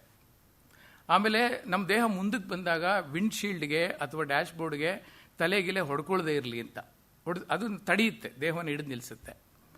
ಮೂರನೇದಾಗಿ ಒಂದು ವೇಳೆ ಸ್ಪೀಡಲ್ಲಿದ್ದು ಹೈವೇನಲ್ಲೇ ಇದ್ದು ಸಡನ್ನಾಗಿ ಏನಾದರೂ ಆದಾಗ, ಇಂಪ್ಯಾಕ್ಟ್ ಆದರೆ, ಹೆಡ್ ಆನ್ ಕೊಲಿಷನ್ ಆದರೆ, ಹೀಗೇನಾದರೂ ಆದಾಗ doors may open. Doors open ಆಗಿಬಿಟ್ರೆ body will be thrown out of the vehicle, ಅಥವಾ ವೆಹಿಕಲ್ ಟಾಪಲ್ ಆಗ್ಬೋದು. ಅವಾಗ ನಾವು ವೆಹಿಕಲಿಂದ ಹೊರಗಡೆ ಎಸೆಯಲ್ಪಡ್ಬೋದು. ಆಗೇನಾಗುತ್ತೆ, ಹೆಡ್ ಇಂಜುರಿ ಆಗುತ್ತೆ, ಅಥವಾ ಇನ್ನೊಂದು ವೆಹಿಕಲ್ ಬಂದು ನಮ್ಮ ಮೇಲೆ ಹರಿದೋಗುತ್ತೆ. ಇವೆಲ್ಲ ನಾವು ನೋಡ್ತಾ ಇದ್ದೀವಿ, ರಸ್ತೆಗಳೆಲ್ಲ ಆಗ್ತಾ ಇದೆ. ಹಾಗಾಗಿ ಜನ ಸಾಯ್ತಾರೆ. So that can be, we can avoid that by wearing a seat belt. ಒಟ್ಟಿನಲ್ಲಿ ಇಂಟ್ಯಾಕ್ಟ್ ಆಗಿ ನಮ್ಮ ದೇಹವನ್ನು ಸೀಟ್ಗೆ ಹಿಡಿದು ನಿಲ್ಲಿಸುತ್ತೆ. ಈ ಹೊರದೇಶಗಳಲ್ಲಿ ಏನಪ್ಪಾ ಅಂತಂದರೆ, ಈ ಹಿಮ ಪ್ರದೇಶಗಳಲ್ಲಿ, ಕೆನಡಾ, ಅಮೇರಿಕಾ ಅಂತ ದೇಶಗಳಲ್ಲಿ, ಅಲ್ಲಿ ರೋಡ್ಗಳೆಲ್ಲ ನಿಮ್ಗೆ ಗೊತ್ತಿದೆ, ತುಂಬ ಚೆನ್ನಾಗಿರುತ್ತೆ. ಮಿನಿಮಮ್ 120 ಕಿಲೋಮೀಟರ್ 150 ಕಿಲೋಮೀಟರ್ ಸ್ಪೀಡಲ್ಲಿ ಹೋಗ್ಬೋದು, ಏನೂ ಗೊತ್ತಾಗಲ್ಲ. ಆದರೆ ಆ ರಸ್ತೆಗಳಲ್ಲಿ ಹಿಮ ಬೀಳ್ತಾ ಇರುತ್ತೆ. ಅಲ್ಲಿ ನಮ್ಮದು tropical country, it's okay, we are very very happy. ಬಿಸಿಲು ಬೇಕು ಮನುಷ್ಯಂಗೆ ಆರೋಗ್ಯ ದೃಷ್ಟಿಯಿಂದ. ಅಲ್ಲಿ ಸೂರ್ಯನೇ ನೋಡಲ್ಲ, ಎಷ್ಟೋ ವರ್ಷಕ್ಕೆ 8 ತಿಂಗಳು ಸೂರ್ಯ ನೋಡಲ್ವಂಥದ್ದು. ಅಂಥ ದೇಶಗಳಲ್ಲಿ ಏನು 10 ಅಡಿ 15 ಅಡಿ ಎಲ್ಲ ಬಿದ್ದಿರುತ್ತೆ, ಸ್ನೋ ಬಿದ್ದಿರುತ್ತೆ. ಅಲ್ಲೇನಾದರೂ ಸ್ಕಿಡ್ ಆಯಿತು, ವೆಹಿಕಲ್ಲು ಆಕ್ಸಿಡೆಂಟ್ ಆಯಿತು ಅಂದರೆ ಕಿಲೋಮೀಟರ್ ಗಟ್ಟಲೆ ಹೊಟ್ಟೋಗ್ಬಿಡ್ತದು ಐಸಲ್ಲಿ ಸ್ಕಿಡ್ ಆಗಿ vehicle. You never know where the vehicle is. ಅದ್ರ ಮೇಲೆ ಐಸ್ ಬಿದ್ದುಬಿಡುತ್ತೆ. ಬೇರೆ ಅಲ್ಲಿ GPS ಇದ್ದರೆ ಮಾತ್ರ you can locate where the vehicle is, otherwise gone. ಎಲ್ಲ ಐಸ್ ಕಾಣ್ತಿರುತ್ತೆ ಅಷ್ಟೇ, ಬೇರೆ ಏನೂ ಕಾಣಿಸಲ್ಲ. ಸೊ ಹಾಗಾಗಿ ಅವಾಗ ನೋಡಿ, ಆ ಸ್ಪೀಡಲ್ಲಿ ಆ ಸ್ಕಿಡ್ಡಾಗಿ ಹೋದಾಗ ದೇಹ ಎಲ್ಲಿ ಬೀಳುತ್ತೆ ಗೊತ್ತಿರಲ್ಲ, ನಮ್ಮ ಮೇಲೂ ಐಸ್ ಬಿದ್ದುಬಿಡುತ್ತೆ. So we are finished. So ಹಾಗಾಗಿ ಎಲ್ಲ ವಾತಾವರಣಕ್ಕೂ ಅನ್ವಯಿಸೋ ಹಾಗೆ ಸೀಟ್ ಬೆಲ್ಟು ಬಹಳ ಮುಖ್ಯ ನಮಗೆ. ಆಮೇಲೆ ಹೌ ಡಸ್ ಇಟ್ ಪ್ರೊಟೆಕ್ಟ್, ಹೇಗೆ ನಮ್ಮನ್ನು ರಕ್ಷಣೆ ಮಾಡುತ್ತೆ ಅನ್ನೋದು. ಸೀಟ್ ಬೆಲ್ಟು ಹಾಕೋದ್ರಿಂದ ಇಲ್ಲಿ ಎದೆ ಭಾಗ ಇದೆ, ಈ ಎದೆ ಭಾಗ ಬಹಳ ಮುಖ್ಯ. ಒಂದು ವೇಳೆ ಆ ಇಂಪ್ಯಾಕ್ಟ್ ಆದಾಗ ಆಕ್ಸಿಡೆಂಟ್ ಕುಡ್ ಬಿ ಎನಿಥಿಂಗ್. ಯಾವ ವೆಹಿಕಲ್ ಬಂದು ಹೊಡೆಯುತ್ತೆ, ಸ್ಲೋಪ್ ಅಲ್ಲ, ಅಪ್ ಅಲ್ಲ, ನಾವೆಂಥ ವೆಹಿಕಲಲ್ಲಿದ್ದೀವಿ, ಆ ಇಂಪ್ಯಾಕ್ಟ್ ಯಾವ ಮಟ್ಟದಲ್ಲಿದೆ, ಪರಿಣಾಮ ಹೇಗಾಗ್ತಿದೆ, ಇದೆಲ್ಲದರ ಮೇಲೆ ಡಿಪೆಂಡ್ ಆಗುತ್ತೆ. ಅವಾಗ ಒಂದು ವೇಳೆ ನಾವು ಸೀಟ್ ಬೆಲ್ಟ್ ಹಾಕಿಲ್ಲ, ಈ ದೇಹ ಬಂದು ಮುಂದಕ್ಕೆ ಅಪ್ಪಳಿಸುತ್ತೆ. ಮುಂದೆ ಇರತಕ್ಕಂಥ ಆಬ್ಜೆಕ್ಟ್ಸು, ಕಾರ್ ಒಳಭಾಗ ಏನು ಬೇಕಾದ್ರೂ ಬಂದು ಎದೆಗೆ ಹೊಡೆಯುತ್ತೆ. ಯಾವಾಗ ಎದೆಗೆ ಬಲವಾಗಿ ಹೊಡೆಯುತ್ತೆ, ಇಲ್ಲಿ ರಿಬ್ಸ್ ಅಂತ ಇದೆ, ಎದೆಗೂಡು ಅಂತ ಹೇಳ್ತೀವಿ ನಾವು. ಈ ಎದೆಗೂಡಿನ ಹಿಂಭಾಗದಲ್ಲಿ ಹೃದಯ ಇದೆ. ಯಾವಾಗ ಎದೆಗೂಡಿಗೆ ಏಟ್ ಬೀಳುತ್ತೆ, ಇವೆಲ್ಲ ಮಲ್ಟಿಪಲ್ ಫ್ರ್ಯಾಕ್ಚರ್, ಒಳಗಡೆ ಪುಡಿ ಆಗಿಬಿಡುತ್ತೆ ಮೂಳೆ. ಆ ಮೂಳೆ ಪುಡಿ ಆಗೋದು ಅಷ್ಟೇ ಅಲ್ಲ, ಹೃದಯಕ್ಕೆ ಸೀಳುಬಿಡುತ್ತೆ, ಹೃದಯನ ಚುಚ್ಚಿಬಿಡುತ್ತೆ. ಯಾವಾಗ ಹೃದಯ ಚುಚ್ಚುತ್ತೆ, ರಕ್ತಸ್ರಾವ ಆಗುತ್ತೆ. When bleeding happens, instantaneously the patient will die. ಅದನ್ನೇ ಸ್ಪಾಟ್ ಡೆತ್ ಅಂತ ನಾವು ಹೇಳ್ತೀವಿ. So in order to protect our heart, ನಮ್ಮ ಜೀವ ಉಳಿಸ್ಕೊಳ್ಳೋ ದೃಷ್ಟಿಯಿಂದ ಎದೆ ಭಾಗದಲ್ಲಿ ಹೀಗೆ ಸೀಟ್ ಬೆಲ್ಟ್ ಇರಬೇಕು. That will hold you back. ಆಮೇಲೆ ಇನ್ನೊಂದು ಭಾಳ ಮುಖ್ಯ ಅಲ್ಲಿ ಏನು ಅಂತಂದರೆ, ಹೆಡ್ ರೆಸ್ಟ್ ಇರಬೇಕು ಮೇಲೆ. ಹೆಡ್ ರೆಸ್ಟ್ ಯಾರಾದರೂ ಕೇಳಿದ್ರೆ ಚಾಲಕರು, ಸರ್ ಇದು ದಿಂಬು ಸರ್, ನಾವು ನಿದ್ದೆ ಮಾಡ್ತೀವಿ ಸರ್ ಸೀಟ್ ನಿಂದಾಕೊಂಡು ಅಂತೇವೆ. ಹಾಗಲ್ಲ. That will also, head rest is called as helmet inside the car. That is very very important for us, because when the impact happens like this, ದೇಹ ಮುಂದಕ್ಕೆ ಬಂದು ಸ್ಪೀಡಾಗಿ ಹಿಂದಕ್ಕೆ ಬಿಸಾಡಿದಾಗ ಇಲ್ಲಿವರೆಗೂ ಸೀಟ್ ಇರುತ್ತೆ, ಸೀಟ್ಗೆ ಹೋಗಿ ಹೊಡ್ಕೊಳ್ಳುತ್ತೆ. ಸೀಟಿಂದ ಮೇಲೆ ಏನೂ ಇಲ್ಲ ಅಂತಂದರೆ, there is a cervical bone here, ಕತ್ತಿನ ಭಾಗದಲ್ಲಿ, ಅದು ಕತ್ತರಿಸಿ ಈಗ ಬಿದೋಗುತ್ತೆ ಕತ್ತು. ಸೊ ನೀವೆಲ್ಲ ಗಮನಿಸಿರ್ಬೋದು, ನಾನಂತೂ ನೋಟಿಸ್ ಮಾಡಿದ್ದೀನಿ. ನಮ್ಮ ಹಿಂದೆ ಯಾವಾಗ ಪ್ರೀಮಿಯರ್ ಪದ್ಮಿನಿ ಅಂಬಾಸಡರ್ಗಳಿದ್ದಾಗ ಮುಂದೆ ಒಂದು ರೋ ಸೀಟ್ ಇರ್ತಿತ್ತು, ಹಿಂದೆ ಒಂದು ರೋ ಸೀಟ್ ಇರ್ತಾ ಇತ್ತು. ಸೊ ಅವಾಗ ಎಷ್ಟೋ ಜನ ಹಿಂದೆ ಕೂತಿದ್ದವರು ಬಚಾವಾಗ್ಬಿಟ್ಟಿರೋರು, ಮುಂದೆ ಕೂತಿರೋರು ಮುಂದೆ ಕೂತಿರೋರು ಬಚಾವಾಗಿರೋರು, ಹಿಂದೆ ಕೂತಿರೋ ಸತ್ತೋಗಿರೋರು. ಹಾಗೆ ಇನ್ಸಿಡೆಂಟ್ ಕಣ್ಣಾರೆ ನೋಡಿದ್ದೀನಿ ನಾನು. ಅದೇನಂದ್ರೆ ಹೀಗೆ, ಅಲ್ಲಿ ಹಿಂದೆ ಹೆಡ್ ರೆಸ್ಟ್ ಇದ್ರೆ ಇವಾಗ ಹೊಡ್ಕೊಳ್ಳುತ್ತೆ ಹೊರತು ತಲೆ, ಅದು ಕಟ್ಟಾಗಲ್ಲ. That is why we must have, ಕಾರುಗಳಲ್ಲಿ ಹೈ ಬ್ಯಾಕ್ ಮತ್ತು ಹೆಡ್ ರೆಸ್ಟ್ಗಳು ಕಂಪಲ್ಸರಿ ಬೇಕೇ ಬೇಕು. So that will protect our head. ಆಮೇಲೆ ಹೊಟ್ಟೆ ಭಾಗದಲ್ಲಿ ಹಾಕಿದೆ. ಹೊಟ್ಟೆ ಭಾಗದಲ್ಲಿ ಬೆಲ್ಟ್ ಹಾಕಿರುತ್ತೆ ಅಂದರೆ ಅದು ಒಂದು ರೀತಿಯಲ್ಲಿ ನಮ್ಮನ್ನು ಹಿಡಿದು ನಿಲ್ಲಿಸುತ್ತೆ ಸೀಟ್ಗೆ, ನೋ ಡೌಟ್. ಎರಡನೇದಾಗಿ ಹೊಟ್ಟೆ ಭಾಗದಲ್ಲಿ ಏನಿದೆ ಒಳಗಡೆ? Intestine, lower intestine, upper intestine, ಸಣ್ಣ ಕರಳು, ಜಠರ, ಇದೆಲ್ಲ ಇದೆ. So that is A very very delicate part in our body, ತುಂಬ ಡೆಲಿಕೇಟ್.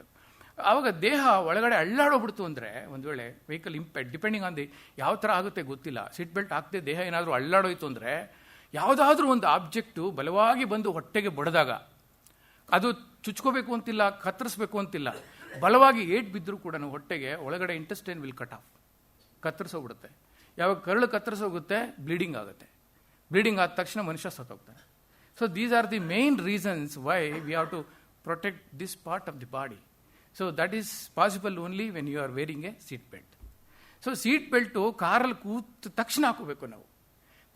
ನಿಂತಿರೋ ಕಾರಿಗೆ ಬಂದು ಹೊಡೆಯಲ್ಲ ಅಂತ ಏನು ಗ್ಯಾರಂಟಿ ನಮಗೆ? ಆಕ್ಸಿಡೆಂಟ್ ಆಗಲ್ಲ ಅಂತ ಹೇಳ್ಬಿಟ್ಟು. ಹಾಗಾಗಿ ದಿಸ್ ಈಸ್ ಮೋಸ್ಟ್ ಇಂಪಾರ್ಟೆಂಟು, ದಯವಿಟ್ಟು ಅರ್ಥ ಮಾಡ್ಕೊಳ್ಳಿ. ಆಮೇಲೆ ಒಂದು ಇನ್ಸಿಡೆಂಟ್ ನನಗೆ ನೆನಪಾಗ್ತಿದೆ ಹೇಳುವಾಗ. ನರೇಂದ್ರ ಮೋದಿಯವರು ಕೇಂದ್ರದಲ್ಲಿ ಸರ್ಕಾರ ಮಾಡಿದಾಗ ಮಹಾರಾಷ್ಟ್ರದಿಂದ ಗೋಪಿನಾಥ್ ಮುಂಡೆ ಅಂತೇಳಿ ಒಬ್ಬರು MP ಎಲೆಕ್ಟ್ ಆಗಿದ್ರು. He died in a accident. ಏರ್ಪೋರ್ಟ್ಗೆ ಹೋಗ್ತಾ ಇರ್ಬೇಕಾದ್ರೆ ಒಂದು ಟ್ಯಾಕ್ಸಿ ಇಂಡಿಕಾ ಕಾರ್ ಬಂದು ಅವ್ರನ್ನ ಬಲವಾಗಿ ಹೊಡೆದ್ಬಿಡ್ತು ಡೋರ್ಗೆ. ಅವ್ರ ದೇಹ ಅಳ್ಳಾಡಾಯಿತು ಒಳಗಡೆ. ಅವರು ಸೀಟ್ ಬೆಲ್ಟ್ ಹಾಕಿರಲಿಲ್ಲ, ಬ್ಯಾಕ್ ಸೈಡ್ ಕೂತಿದ್ರು. ಆಮೇಲೆ ಅವ್ರನ್ನ ಪೋಸ್ಟ್ ಮಾರ್ಟಮ್ ಮಾಡಿದಾಗ 3 ಲೀಟರ್ ರಕ್ತ ಹೊಟ್ಟೆಲಿ ಸಿಕ್ತು, ರಕ್ತ ಸ್ರಾವ ಆಗಿತ್ತು ಅವರಿಗೆ. ಸೊ ನೆಕ್ಸ್ಟ್ ಡೇ ರಿಪೋರ್ಟ್ಸ್ ಇನ್ನೆಲ್ಲ ಮೀಡಿಯಾ ಮತ್ತು ಪೇಪರ್ಗಳಲ್ಲಿ ಬಂದಿದ್ದೇನು ಅಂದರೆ, ಒಂದು ವೇಳೆ ಗೋಪಿನಾಥ್ ಮುಂಡೆಯವರು ಸೀಟ್ ಬೆಲ್ಟ್ ಹಾಕಿದ್ದೇ ಆಗಿದ್ದಿದ್ರೆ ಸಾಯ್ತಾ ಇರಲಿಲ್ಲ. That is part of his negligence ಅಂತ. ಬಿಲೀವ್ ಮೀ, ಅವತ್ತಿಂದ ಕೇಂದ್ರ ಸರ್ಕಾರ ಭಾಳ ಸೀರಿಯಸ್ ಆಯಿತು ಈ ವಿಷಯದಲ್ಲಿ. ಆಮೇಲೆ ನ್ಯೂ ಅಮೆಂಡ್ಮೆಂಟ್ಸು ಪಾಸ್ ಆಗಿದೆ ಇವಾಗ ಬಿಲ್ಲುಗಳು. ಏನಂದರೆ ಇದೆಲ್ಲ ತರಬೇತಿ ಬೇಕು, ವೃತ್ತಿಪರ ಚಾಲಕರಿಗೂ ತರಬೇತಿ ಬೇಕು, ಜನಸಾಮಾನ್ಯರಿಗೂ ತರಬೇತಿ ಬೇಕು. ನೋಡಿ, ನನ್ನ ಮನೇಲಿ 4 ಕಾರಿದೆ, ಮಾರುತಿ ವ್ಯಾನು, ಮಾರುತಿ ಜೆನ್ನು. ನನ್ನ ಹೆಂಡತಿ ಆಟೋ ಟ್ರಾನ್ಸ್ಮಿಷನ್ ಕಾರ್ ಇದೆ, she drives, and I have a ETOS car ಎಲ್ಲ ಇದೆ. When my son was here in India, he used to drive comfortably all my cars. ಮನೇಲಿರೋ ಕಾರ್ ಎಲ್ಲ ತುಂಬ ಚೆನ್ನಾಗಿ 4 ವರ್ಷ 5 ವರ್ಷ ಅನುಭವ. ವೆನ್ he went to America and went for a license, driving license, 4 times he failed. Because they are that rigorous. ಅದು back ತೊಗೊಳ್ಳೋದಾಗಲಿ, turning ಆಗಲಿ, ಆ ಕೋನ್ ಇಟ್ಟಿರ್ತಾರೆ ಅದನ್ನು ಟಚ್ ಮಾಡೋದಾಗಲಿ ಮಾಡೋಗಿಲ್ಲ. ಆ ರೀತಿ ಟ್ರೈನ್ ಮಾಡಿ ಲೈಸೆನ್ಸ್ ಕೊಟ್ಟಾಗ ಮಾತ್ರ ಅದು ಒಂದು ಹಂತಕ್ಕೆ ಬರೋದಕ್ಕೆ ಸಾಧ್ಯ ಆಗುತ್ತೆ.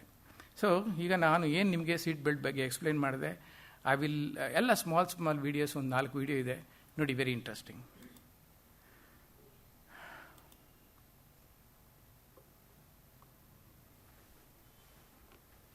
Richard didn't want to die, but he couldn't stop himself. The collision with the car didn't kill him, but he wasn't wearing a seatbelt, so he continued on his journey. When he hit the inside of the car, that didn't kill him either, but his internal organs carried on travelling until they hit his rib cage. Look at this, ribs cut, and his lungs were punctured, and the main artery from his heart was torn. And that's what killed Richard.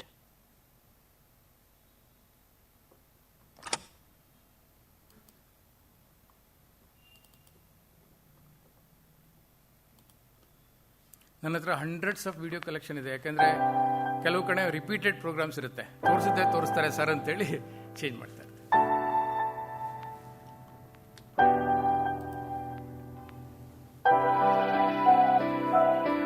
ಈ ವಿಡಿಯೋದಲ್ಲಿ seat belt ಹಾಕಿದ್ದಾಗ ಏನಾಗುತ್ತೆ, ಹಾಕದೇ ಇದ್ರೆ ಏನಾಗುತ್ತೆ ಅಂತ ತೋರಿಸಿದ್ದಾರೆ.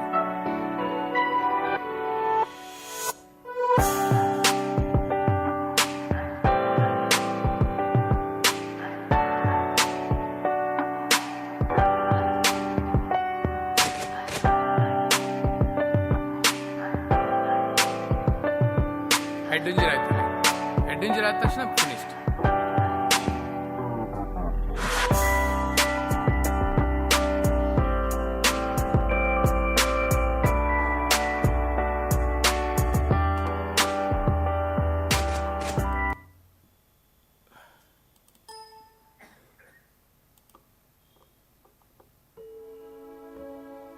ಒಂದು animation ಇದು.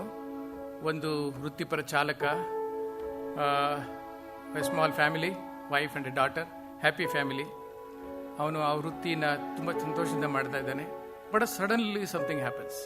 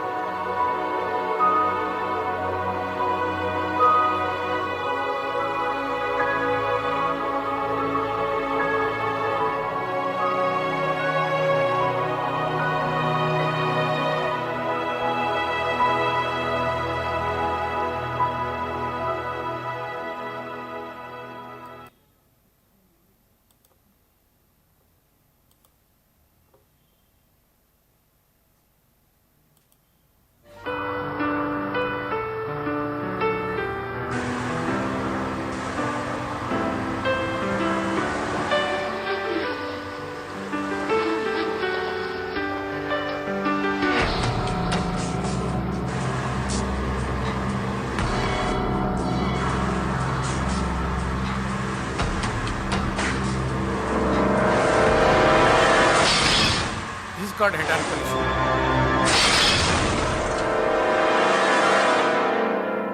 ಇದು ಸೀಟ್ ಬೆಲ್ಟ್ ಹಾಕ್ದವನು ಮಾತ್ರ ಉಳಿದ, ಇನ್ನು 3 ಜನ ಸತ್ರು.